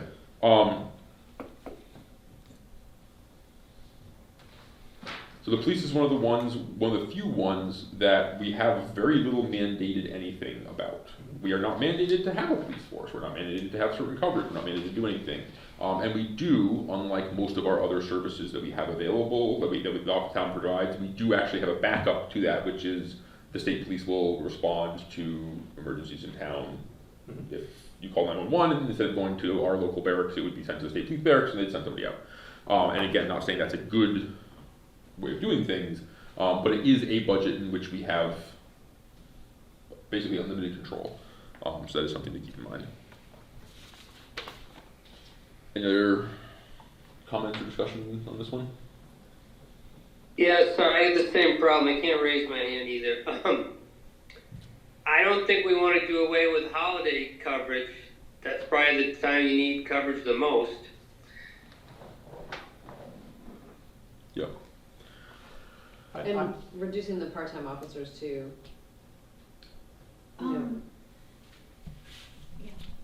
They have very few part-time officers left.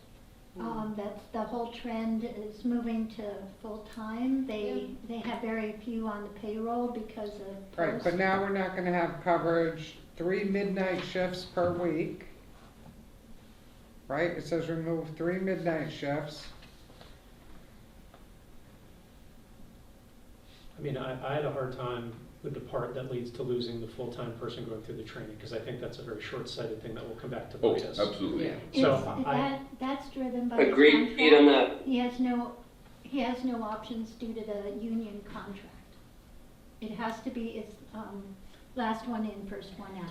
I understand that. No, but I'm not saying get rid of somebody else. I'm saying No, he's, I'd prefer to look at the budget somewhere between the 5% cut and the original 5%, where the chief felt he could maintain that, even if the sacrifice was some coverage gaps on holidays or midnight shifts, which I don't like either.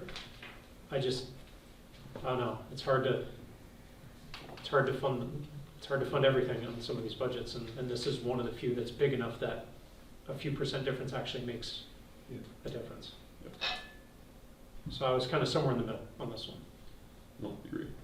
Like a flat 26, yeah. And feedback from him on like what budget would maintain that piece, even if it sacrificed some of the other things in his list. Is that flat? Is it up 1%? Is it down 1%? I don't know. Yep. Okay. Any other discussion on police before we move on? I would say that's the chief, where the highest, call rate is, and that we want to keep coverage there. Again, I would say if it's a long weekend, I want people covering Sunday night into Monday, and also late night after midnight is a good, important coverage because we're, borderline college town. Last thing I want to hear is someone having a bad situation because we cut an officer. I mean, the last numbers we saw from the town is there has been there's been a slight decrease in night activity over kind of in that post-pandemic era. Like when we saw the call numbers last year, we didn't have them this year. I think I agree with Dylan. I feel like having the state workers have to, having state troopers have to cover. It's not that we don't have coverage, but having slightly less response rates, but still keep our future, i.e. this officer that we trained, that's a more sustainable. It's like we don't have quite as much coverage, we don't have 24 around-the-clock coverage 3 nights of the week. That's also a thing that we could potentially rectify next year if the budget gets better. Right. If we get rid of this Versus not having officer, this, right. next year we don't have him just sitting around waiting for us to pick him back up again. Right. He's gone and moved on Right. to Bernstein or somewhere else. You know, and if, I don't know why we can't have the midnight shifts not be on the weekends. That seems like there's 7 nights in the week. I feel like, you know, if it's 3 midnight shifts, you know, I'm guessing Monday, Tuesday, Wednesday are less exciting. Yeah. You know, I'm not saying, and this, we still have the state police covering them. You know? So if to secure the officer going to the academy, he would have to make, no other cuts to the police department other than the part-timers, because part-timers are subordinate to the full-timers. Except for they also can cut overtime. Yeah, Yeah, no, he wouldn't be able And to he make already personnel had that cuts overtime. without, We wouldn't be asking. except for the clerk. correct. The clerk is on that's on the And 20% she's side. not protected by a contract. Yeah, yet. she's not part of the bargaining block. Right, but he doesn't touch the clerk until he hits the 20%. Yeah. I know, I'm just saying that in general, that would be a position we could, because we could also go back to him and say, this is our recommended cuts, and at the end of the day, it really comes down to him deciding how to spend the money that we. So, and then some of my questions on that though become, if we cut the clerk, does that stop any ability for collection of fines, tickets, Yeah. speeding tickets? You know what I mean? If we don't have the clerk to, I mean, isn't that who would be processing the speeding tickets, things like that? Yes. Motor vehicle violations, all that stuff. Well, the speeding tickets, I think, might be handled by an officer, but, The but actual she does- collection of them and Like a making, Probably not.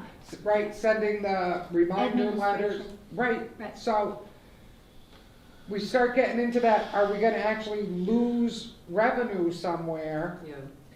by Um, cutting a position? And she works during the day when the police chief is on, and it frees him up to be a responder during the day, Yeah. which he's an administrator, but that frees him up. So when they haven't had anybody but the chief on during some of the days, it works. And it But costs if a he lot more to have a loses second that- officer than to have the clerk. Yeah. Okay. I have a question. I think, so I'm guessing that the reason for the state holidays is because that's mandatory overtime?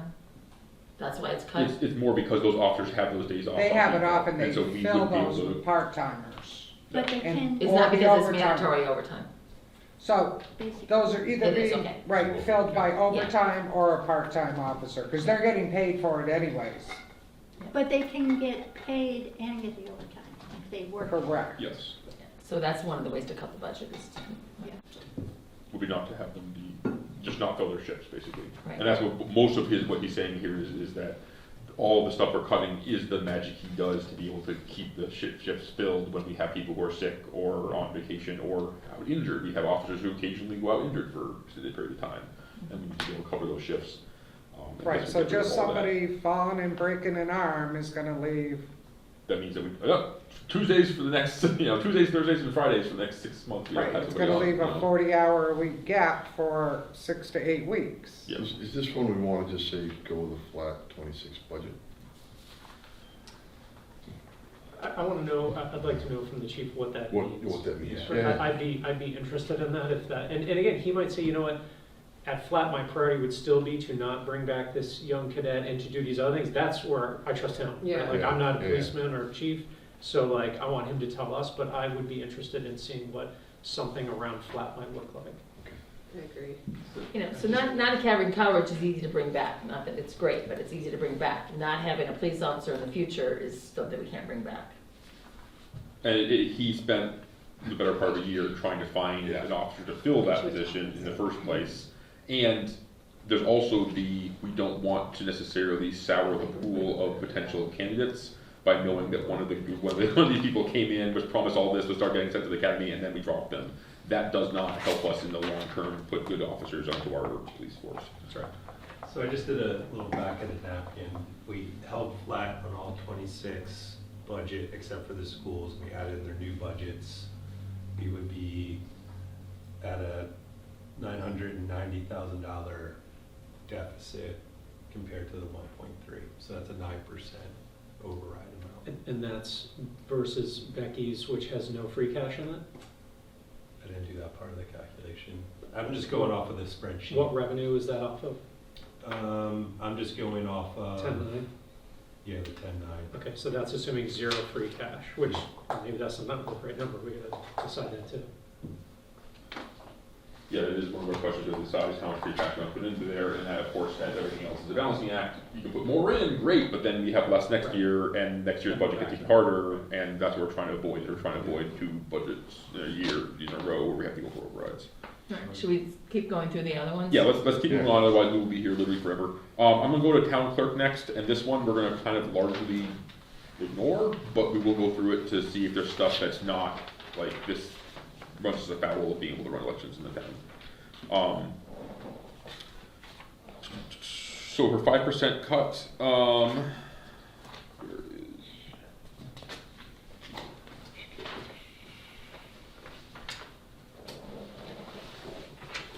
Yeah, so I'm trying to do through it. Give me a second. Because the election cycle is not the same each year, Yeah, it's, what I had a short conversation with Wendy, she referred to that we really need to compare her budget, not to fiscal year 26 0, but to the last time there was a like the year before that, where there was 2 state elections, right? Yeah. So like a big election year, how can you zero budget or 5% decrease from that? Right. Not Or from just last exclude year. that line. Right, Yeah. right, because it doesn't make any sense. You're just gonna miss the budget if you budget that way. Right. but she's got the, She's got it separated she's out. got 20, well, that's 24. It's huge. That's usually Right, the presidential. right. So, I think is it fiscal year 25 that has the November 24 election in it? I think so. Mm-hmm. Yeah. So, if we look at fiscal year 24 or 25, those are almost, or even the request from last year, the total was that 68. But if you look at the elections one down below, you can see that's the 39 is the big year versus that was the base year. So fiscal year 25 is probably that 24 election. So that's 39. I just leave that line, the elections line alone, and do the 5% exercise on the rest of it. Yeah. I That's agree. what I would do. However, Wendy wants to move the other ones around to get to the 5% of the other ones is fine, and then leave the elections one alone. And then, of course, the town clerk's salary has to go up 3% with the COLA, so that can't move around either, so that's Right. gonna go up. So just, And for the record, I support the COLAs. Yeah. Oh, everyone does, but. Yeah, so. no, absolutely. Across Yeah. the board for municipals too, non-contracted people. Yeah, Yeah. yeah. Like if we end up with a failed override and it's down 20%, then everything's on the table, but like as far as what we're planning to do, yeah, definitely leave it in. Because I don't think we're gonna be able to do the stuff with the insurance and stuff that. not this year. They're all new initiatives. Yeah. No. Right, and so, We're at a no new non-mandated initiatives period. Like, if it's something that's like, there's new money that we need to spend for special ed because it's mandated by law, we have no choice. That's new money, but that's not, we can't touch that. If there's something in this budget that wasn't existing last year, no, it's not. Not anymore. Is there anything else we want to talk about the town clerk's budget, or just go back to Wendy and say, excluding the election stuff, we know that has to increase everything else? And we know your COLA has to increase. We know your COLA has to increase. You gotta find 5% in the rest of it. And if you can't do it, you can, right? Like this, her budget is so small, other than her salary and elections. Yeah. Yeah. I don't know that she can technically get to 5%. right, Yeah. I mean, you can't drop postage because you need to be able to, yeah, Yep. Everything's so expensive. But like I Alright. said, with the police budget, we could say, yes, let's cut overnight shifts. Yeah. With Wendy, there is no overnight shifts to kit, that, like, no one's gonna run the election if she doesn't. All right, let's move on to the fire budget. I'm sorry, what did you say, fire? Fire department, yeah. All right.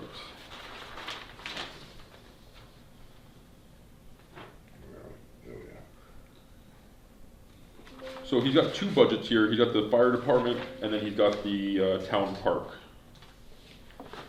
And civic, So, civilian, sorry, go ahead. there's another one, civilian.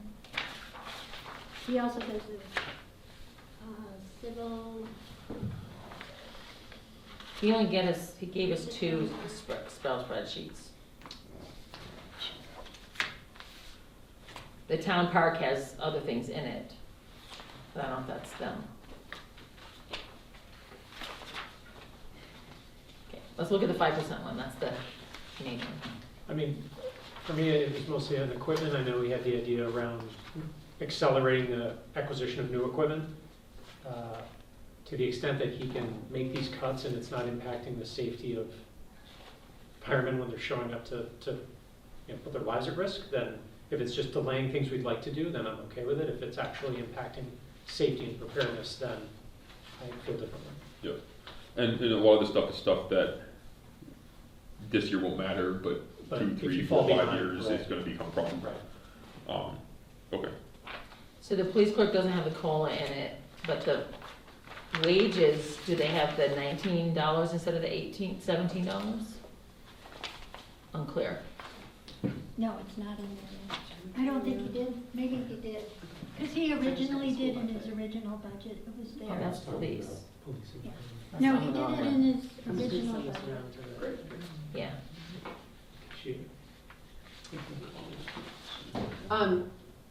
I just sent, Becky, unrelated, sorry, I just sent you the school budget for FY '27. I got Oh. the slide deck from their last meeting. Okay. Megan sent it on, so she said it was okay to share, so I sent it along to the finance committee and to you. Thanks. It was Oh. 3.9. 3.9 is right, okay. Yeah. Okay, library, is that next? No. That helps. Yep, so library gave us a 5% and a 10, and a 20%.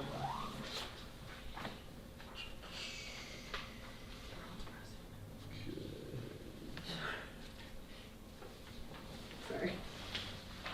So it looks like they've broken it down into their different line items in the description, and they've got a spreadsheet at the end.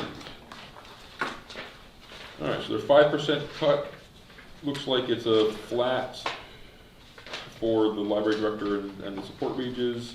Library expenses is coming down by about $8,500.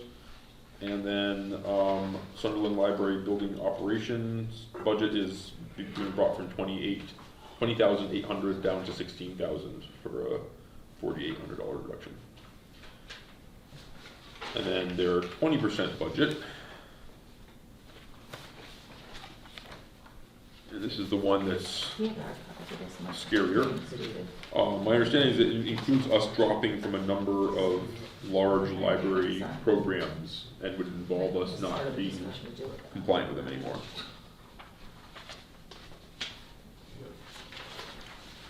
And then also make us not eligible for a number of funding sources because we're no longer in that, which just makes things worse. Yeah. The MER is the material expenses request. We have to raise it with fundraising from the Sunderland Friends, plant sales, book sales, all that stuff. And we can ask for a one-time waiver, so if the town, to make it 16% instead of 19%, so there's a, if the town's in trouble, if the town is cutting everybody, not just the library, they can do that, that's temporary. Okay. We did that the last time around, the Dagger situation. I would say we are. The town is in Yeah. trouble. Yeah, no, I think, and it's, they don't let you ask for that if the library's in trouble and the town's taking it out on the library, not on everybody else. But as long as we're taking it out on everybody, that waiver generally We were works. being equitable. Yes, as long as we're evil in our cuts across the board. So if the library were to get that waiver down to 16%, then what does the split look like on the other side of that between the library and the town of funding the MER? I'd be interested, not that it changes my opinion on which budget to pick, but I'd just be interested to know the math. So this budget that I presented hi, Catherine. is, it represents the 16%. It Oh. does not represent the full 19.5%. Okay, thank you for clarifying, that's helpful. And am I correct, Catherine, that it also, if the library support wages actually is that a reduction? In 20% it is, yes. But not in the 5%. 5% it is not, but 20% it is. That is us reducing staff hours and open hours. Right. So the 5% And cut, also taking away all substitute wages so that there's no coverage for vacations, illnesses, absences.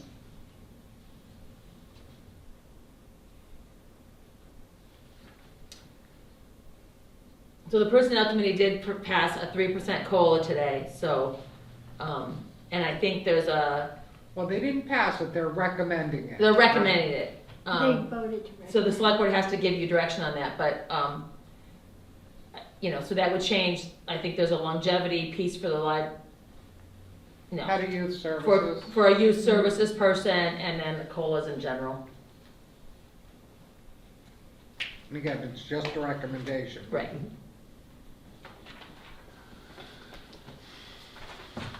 Any more discussion on the library? Alrighty. Moving on to, let's see what we got next. Highway. Alright, so highway, we've got a, You want more Excel sheets, one open, keep seeing. we got 5%, and then he gave us a 9.91%.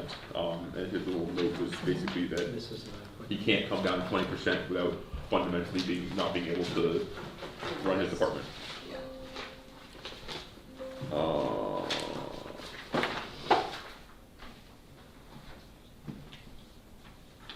So,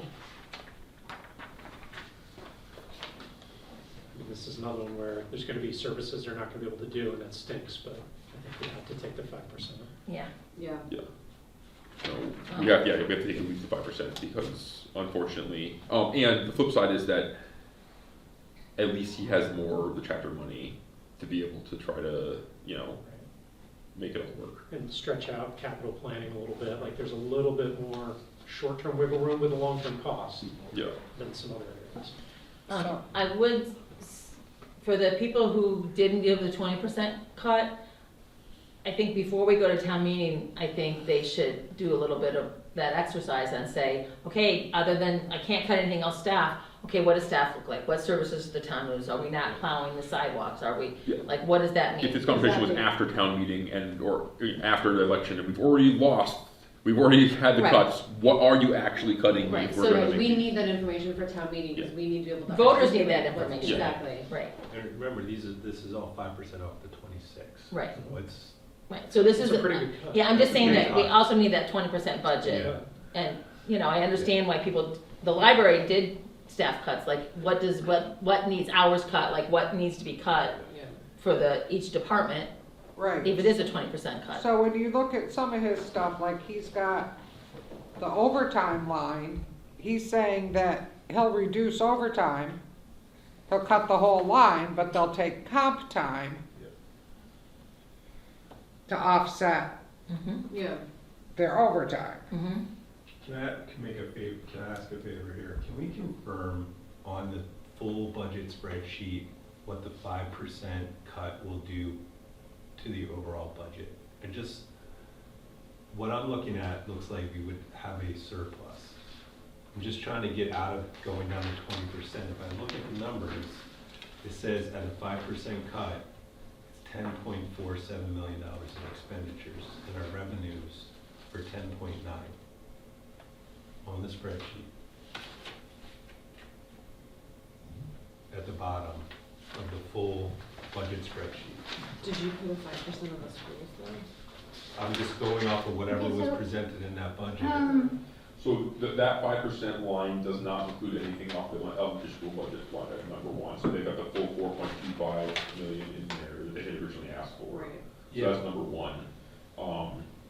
And then, so yeah, the total school line item hasn't changed at all in that one. The total's 10.47 million, and our revenue is 10.9 million.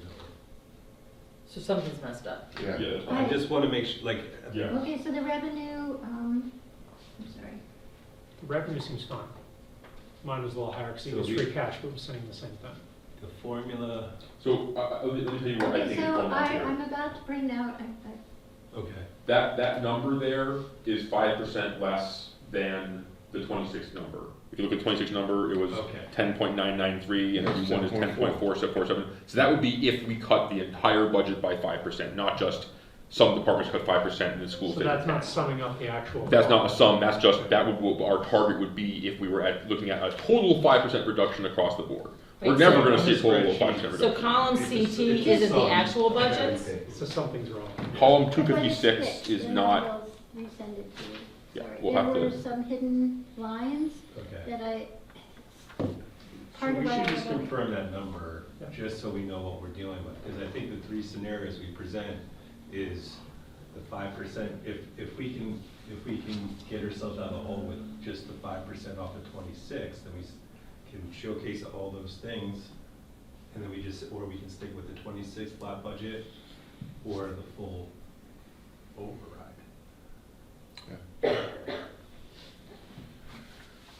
I personally think going through every line item, we're never gonna get to solving the fundamental problem here. Well, I agree that there's a top-down approach, but I do think we still need to go through. I think it's been helpful to see where everybody felt about, felt a little bit Where about they could this, cut. different about this one than that one. So I think that's at least some headway towards, again, we're not trying to hit a particular override number, we're trying to hit what we think is something we can bring forward to the town that is kind of a shared pain between different departments, different areas, schools, not schools, insurance, wages, everything. And whatever that number is, then that is what the override's supposed to be. Yeah. But we do need an updated and accurate expense side budget spreadsheet ASAP. That's So true. currently the 5% gap budget is 11,826,723. And that against the $10 million revenue leaves us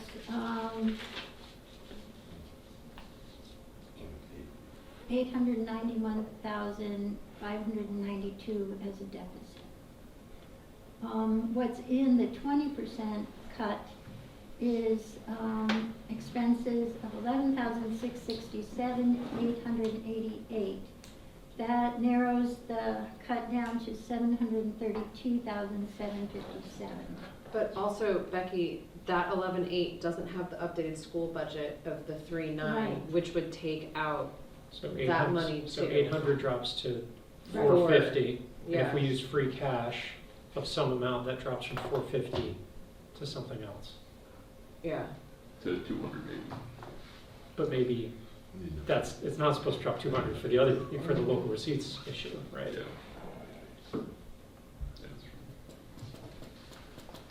But we don't put in money to OPEB and, No. Well, no, because her expenses still include OPEB. So if you didn't put OPEB, then it would actually come out of there. And if we fund it with free cash, it could come out of the budget. If you still wanted to keep it, but we're trying to get it down to 50,000.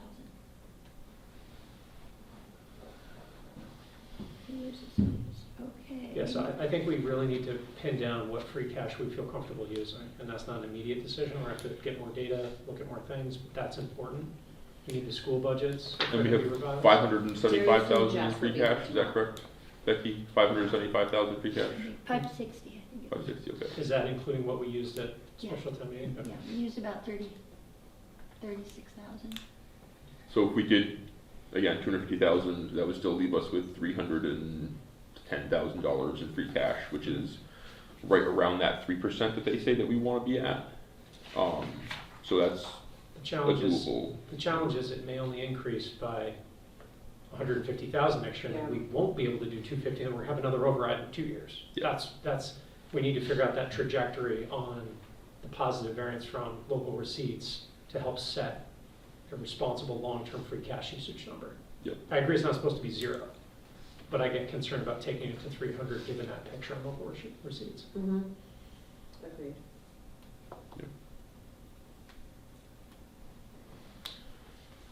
Is there anything else that we want to talk about tonight, or are we kind of at a place where what we need is we need to have some slightly better numbers for next time to be able to make some of these decisions? We have 2 more small budgets, I don't know if people want to go through them. Yeah, let's look at, Inspector people did work to get them into us Inspector and today. assessors. All right. Darius and, well, first of all, there's a hand up, and Darius and Jess will be here tomorrow. Wonderful. Who do we got? Who's their hand up? Heidi. Do I need to get her? I think Heidi was. Go ahead, Heidi. Yeah, hi. For those who don't know me, I'm the chair of the board of the library trustees, and we are actually meeting tomorrow night to formally vote on the recommendations that we put forward. I just want to understand from a process perspective, if we adopt the COLA, do we then have to offset the salary increases with further budget cuts to stay at a 5% reduction? No. No. Okay, thank you. Yep. Colleen, All right, does so that make assessors? the budget 3,834,20. It's, I forwarded you the email. I'm sorry, I haven't. It's okay, I'll pull it up really quick. I think it was 3.9. 3.94, yeah. Yeah. I'm sorry, what was 9.98? That was the, oh yeah, that's the increase, I'm sorry. It's okay. Thank you. So assessors, that's. All right, so let's do assessors. That's our lovely little green packets here, or teal packets here. Alrighty, so his initial, the first copy is his initial request, which had an increase of 18.2% in it, which was driven by a number of things. His first alternate budget, which is the next page, is his 5% decrease. And that includes a 5% cut in looks like the assessor's salary and the assessor assistant salary. A giant cut to the assessor's expenses. Looks like they're going from 1,800 to 140. And a little cut in computer support. So, and we don't really know what, I mean, he's cutting a lot in expenses, but we don't know what those expenses actually even cover, right? Well, the expenses, if you actually switch to the other page, you'll notice that the expenses are, if I'm remembering from his last thing, Was that the computer? he's moving things from like one line item to another one, so that one's going down dramatically, and then Okay. you'll notice the next line item is going up from All right. 2,400 to 6,000 almost. All right, and then his 20% cut is basically cutting the assessor's salaries in half, and also some pretty sizable cuts to. Actually, that's all salary up there. Yeah, it's just basically taking a lot more money out of salaries. This is 20% cut. So I was confused because I thought I remembered, just even looking at the base budget, that those $3,500 increases on those last 2 lines were him moving money from somewhere else. Am I misremembering that? No, that is correct. Yes. So where are they coming from? So the expense, one of those items, I don't remember which one it was, had been rolled into the assessor's expenses line item before. Now I'm only seeing a $1,600 decrease there, but that budget line was only $1,800 last year. yeah. So the other one that concerns me again on that is that the valuation vendor and reevaluation, that was the one that, because this was a year. Right. So again, if we're gonna cut that by 3,500, that's cutting our ability Yeah, cutting your to, nose off your face. Yeah. to be able to reassess stuff. Revenue, yeah. So this, We it's, can't cut that. it's not even a reasonable No. request, and that's kind of bothersome that we're asking these people, and again, it's nothing against him, he's new, but I think that's something we can't cut.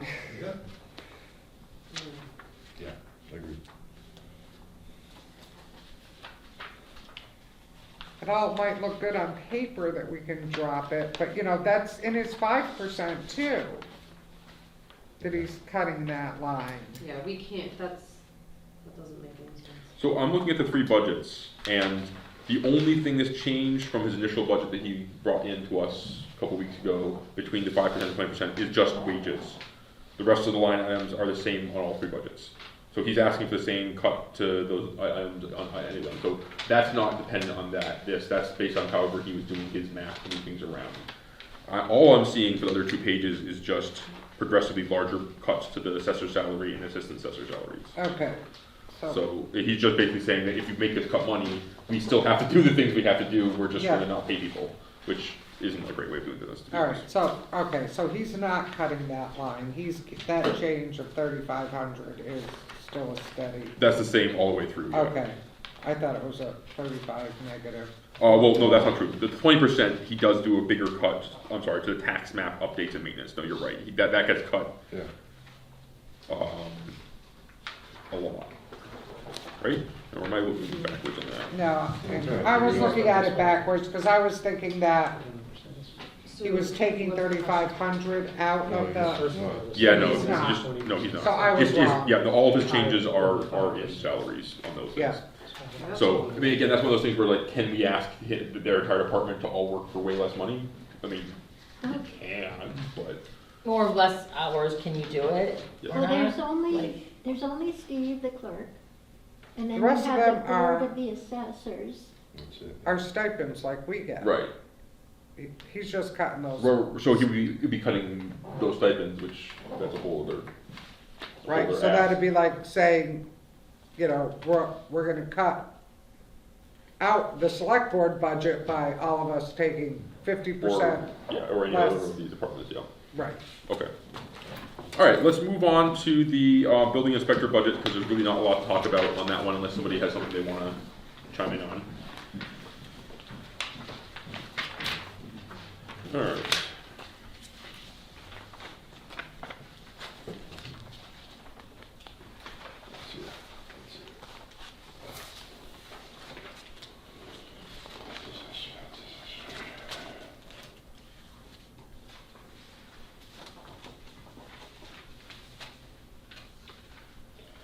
Alright, so it looks like the majority of his changes in the 5% budget are on stipends.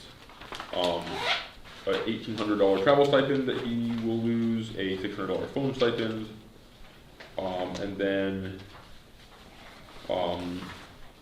loss of required training and books. And then for the 20%,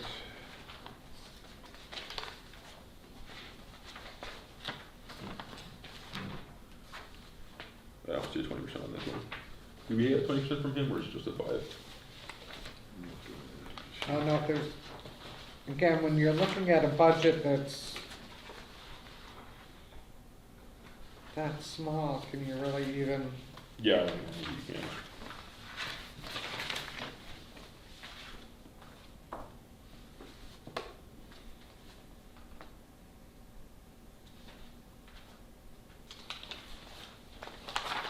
So yeah, basically what he'd be cutting would be cutting out the stipends that reimburses him for travel and phone and whatnot.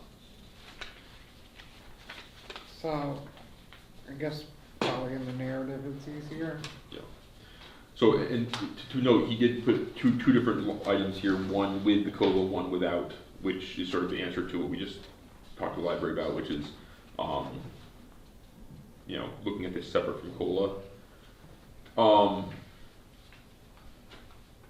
But it still means basically he loses all the stipends. Which doesn't feel great. No, and this is what I hope one of the things that is shining through in all these discussions is I really don't want the town to put the force of this cuts on the backs of our employees by making them get less effective pay for their jobs, whether it be because we're taking stipends away from them or because we're not getting COLAs or because we're doing whatever. Like, I don't want this to just be the town dumps it all on the backs of our employees. For a number of reasons. Ethical, of course, but also practical of not wanting to sour our employees. We need to work with these people. These are the people who provide our services. And again, some of these, you look at the $450 reduction means no more emergency calls. That's kind of a tough one, right? Because if, and I'll use electricity, even though he's a building inspector, tree comes down, takes your service down, you're the homeowner, you hire everybody to come put this up. It has to be inspected before the electric company can reconnect it. We're gonna make people wait days potentially until, and I mean, if that's only costing $450 a year for those emergency calls, I'm not sure that's, on a budget as small as his, it's gonna be tough to tell someone, well, you're gonna have, this happened Friday night, we don't do an emergency calls, and you'll have to wait till sometime Monday. I do think, not necessarily again for this year, but as we have a discussion between this and next budget cycle about how can we increase local receipts, this seems like a situation where that should be recoverable money, right? If we have to spend this money for, great, well, you have available the inspection on a Saturday afternoon, but you're gonna pay a $200 fee for that. I agree. And then we can recover that money. So again, I don't know that we're necessarily in the next 6 days gonna figure that out, but this is one of those things for when we get to our off-cycle discussions about this, we need to start having And like I said, I just think if that's all it's costing is $450 a year for those emergency You inspections. can raise fees before July 1, right? Yeah, exactly. Yeah. And I guess that is also partially to your question about, or your conversation about local receipts and about whatnot, is that when we're talking about estimating local receipts, if we are planning on doing some work on increasing the revenue from fees and that kind of thing, we can take that into consideration and say, hey, we expect that local receipts are going to be this much higher because we expect to, in the next 3 months, increase these fees by blah, blah, blah, blah. I'm not saying it's necessarily the best thing to do because you're still betting on this actually happening and numbers that you're making up. But we could be a little bit more aggressive with our local receipts if we plan on doing something about our local receipts.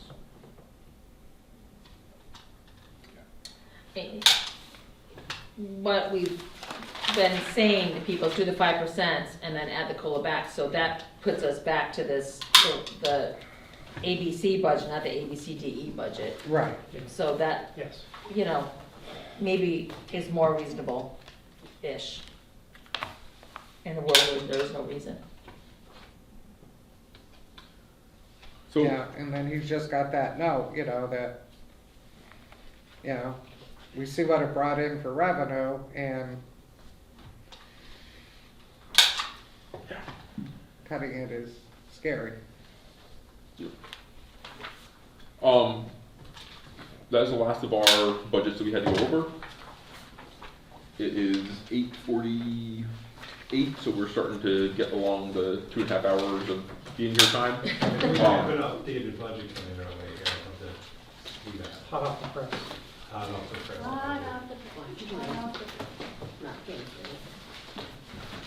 Look at that. Should we label them? This is, We'll get to this Z. is the age 47 edition. Yeah, 847. All right. Do one for Joe. Those numbers look good. You keep those or should I try that? I can email them. All right, so Email him, it's better for him to Yeah. email because he can blow it up. I'll email all you guys. All right. So based on these new numbers, looking at the bottom, our level budget, our initial budget with the reduction from the schools has us at 1.023 million down.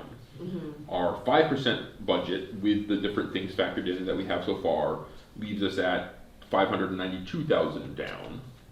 And our 20% budget, which really isn't a 20% budget because we've only gotten more than 5% from a handful of people and some of them are 9% or whatever, but anyways, our more extreme budget still leaves us with a $433,000 gap. Now, that being said, if the override failed and everything else was even, we could, in theory, put $433,000 in free cash into that and balance the budget on that number. That would not be ideal by any respect, but what I'm getting at is that this is the first time in this budget cycle where we've actually been within striking distance of having a budget that, horrible as it might be, is zeroed out. So we could, in theory, if we had implemented everything that people said they were willing to do in all these packets today, we could, in theory, shift all of our eggs into one basket and say, hey, guess what, we have a balanced budget. So that's at least somewhere. It sounds like 3 scenarios. Can we put 3 scenarios on the ballot? Like 12% to keep everything the way it is, the 5% is a 6%, and here are all the things that are gonna have to go away, and then we have the doomsday, we burn all our petty cash, and here are all the things we lose. It's an option. My only concern is that when you give people 2 options for an override, we're gonna get to set the lower option. It almost excludes the higher option from being passable, because you give people an option. Well, it's no longer an option. Yeah. And so like we can do that, but then what we're really doing is just saying we have this lower override number and not passing it. Yeah, a lower override, but here's what you lose. Now you get to choose. And then you pick the lower one, and what does that do to us next year? And we're just that's the thing is, we're kicking the can down the road with that option. Yeah. And that's what, I agree. That's I think, what I'm a little I think worried about. Just override or no override is superior for the reasons articulated, and I think the 2 levers, and we've touched on these, are one, how close to the bandsaw do we get with these budget cuts? We talked through some that may still move around a little bit, and then how close do we get to the other dangerous shore of free cash usage, right? Like that's what we're trying to sail between here. Yeah, because once you use that 400 to Oh, I know. fill that You have an hole, override, what do you guarantee an next year? override You're next year. already Oh, saying- yeah, for sure. But we're talking about a scenario in which the override failed this year. Right. And we're Right. still able to like have all the departments in town operate, albeit entirely slashed, and no money going into next year. Is that the 20% budget scenario? Yeah. Which, That's the, well, but again, not a lot of people, that's Yeah, what yeah, people that's put true. forward for Yeah. that scenario. right. Right. Some of And them didn't have I one. went through some of the discretionary, I went through that budget and did 5% and 20% cuts on discretionary, more discretionary type of thing. I mean, like, when we look at some of these, not that, again, these are any type of huge dollar amounts, but, you know, we got a item in there for select board expenses, $3,600. You just slashed 1,000 off it, it was 4,600. Well, 45, but yeah. But that is, what is that money actually for? That's for going to the conferences and It's stuff? going for the conferences, and then if you have, you know, like if you wanna put out a survey, if you wanna do specific things in I the mean, community. Not to speak for the select board, but we No. don't spend that money really, except for going to the conventions. To be honest, if it's having a police force on the weekends or whether or not we can go to a municipal conference, I'll zoom in. You know what I mean? Like that's fine. We'll forego that. Right, but there's still a fee to zoom in.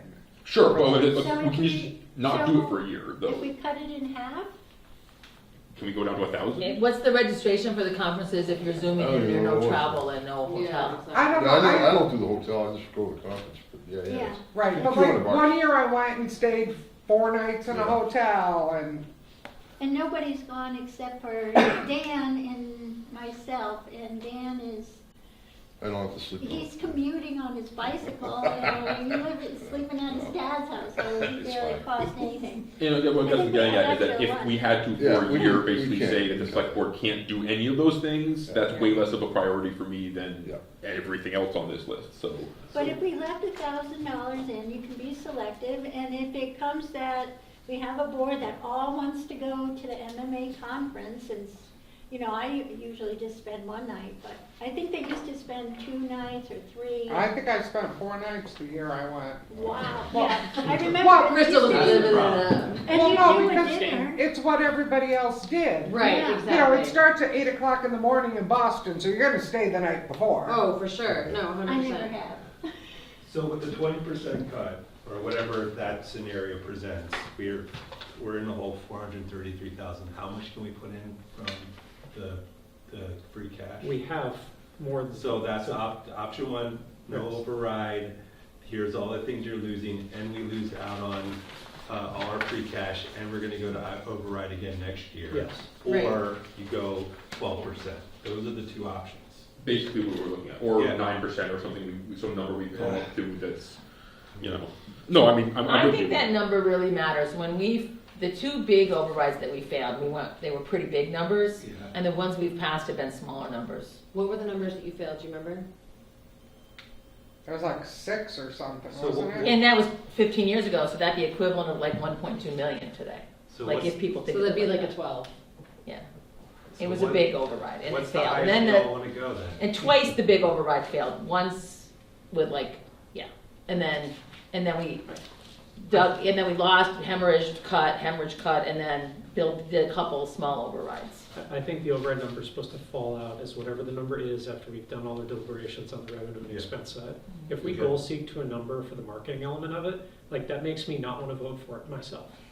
True. honestly. Right. Mm-hmm. Because then it's just a random number, we could have picked a different number and why didn't we? And like, no, I yeah. agree. But I do like a little bit of tight belt. I mean, I think the argument about waste and blah, blah, blah, like we cut and this is still an override number. Yeah. I don't think we can go into the town and say, hey, we want the whole gambit, Right. 1.3. We can't. Even 1 million with school having come down drastically, even that is a big ask. If we can come in more at the $700,000, $800,000. Because, the schools have already cut, right? Frontier's already in the news because the students are protesting the cuts, right? Yeah. Like, everybody needs to cut a little, or it's like, we had the schools cut and then everything else is the same. Doesn't seem fair. Right. So Yeah, I mean, Franklin Tech also already made a bunch of cuts to their personnel this year in order to come 6 in. people before they gave us their Yeah. budget. Right, so I just think we need some tight belting Right. across the board. Well, and this is where I'm Yeah. very interested to hear from South County Senior Center and South County EMS next week. Well, and not to get a preview of that conversation, but last year when they came in, we said basically to them, hey, it looks like your increase is a giant increase over last year, and last year's was a giant increase over the year before, and that was a giant increase over the year before. We can't sustain this indefinitely, and this is the year where we make good on that.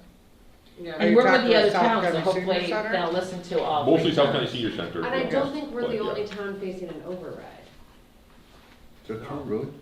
I don't think the other Frontier South County ones are. I don't But know. they were all too happy.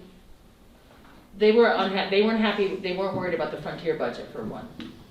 Yeah. And that's still their biggest But budget too. the argument could very easily be made to them, yeah, but you don't want to be looking at this year's numbers because your enrollment is down. What happens when next year when it swings back up? You want to still be having as good of a budget as we can have as Right, see, that's the thing, for some of them, theirs is actually going down, even though Frontier as a whole is going up, they have less students, so their numbers, Yeah, Conway Just went look- down quite a bit, and Right. there's a drop, but just as a preview, and again, next year, our share of the Frontier budget is gonna be high again. I already looked at the Right. projections they have for next year, and obviously it's not known, because students may move in or out or Yeah. whatever, but I would expect our share to go up again next year, not as much as it did this year, but if they have another, wherever their budget lands, 3 to 4%, we're probably gonna be at like 6 or 7%. There's gonna be another headwind next year. and not to get on a giant tangent about this, but one of the things that nobody talks about the declining enrollment in this area is that it's a double pronged thing. Either you're in a town that has declining enrollment, in which case you're struggling because your cost per student is going up at your elementary school level and you're struggling to make that work, or you're the only town in your district that has increasing enrollment like we do, in which case The region. we take over a ginormous chunk of extra money that we would not have done if we had a single town high school instead of a regional high school. Yeah. So it's one of those, in the context of declining enrollment, you're screwed either way. But like, yes, but we're investing in students, we're investing in more kids getting education. Like, I don't wanna try to right-size these budgets so we can reduce these Sunderland Elementary School or Frontier budgets. I wanna invest more in education, because that's the path to me. And I know that means you can't do everything, but like, I have a strong desire to continue to invest more in education, not less. And the hard part is that so much of the state mandates preclude our leaders within these schools from making the proactive investments they want to make, because there's this huge list of things they have to do first, and that takes up a lot of the money that's available to them. It's really hard. I agree, completely. And the funding's all. All right. Does anyone have anything else they want to talk about on this before we table it till tomorrow? It looks like it's 9.5% increase. So tomorrow we'll have the school for sure Yeah. discussion, okay. Yep. All I right. was just making sure we needed tomorrow's. No, Yeah, I- because Darius and Jess will be here. Yeah, I think we have no choice this time. Hopefully we'll have quorum at the library trustees meeting when I'm over here. I'll have to zoom into it. I'll make sure I Kristen can goes. Zoom. Will you If be you can't make it, you can't make it. You can Zoom in. We could just open the window. Can I be in two places at once? I've got South No. County You just EMS blow tomorrow. yourself?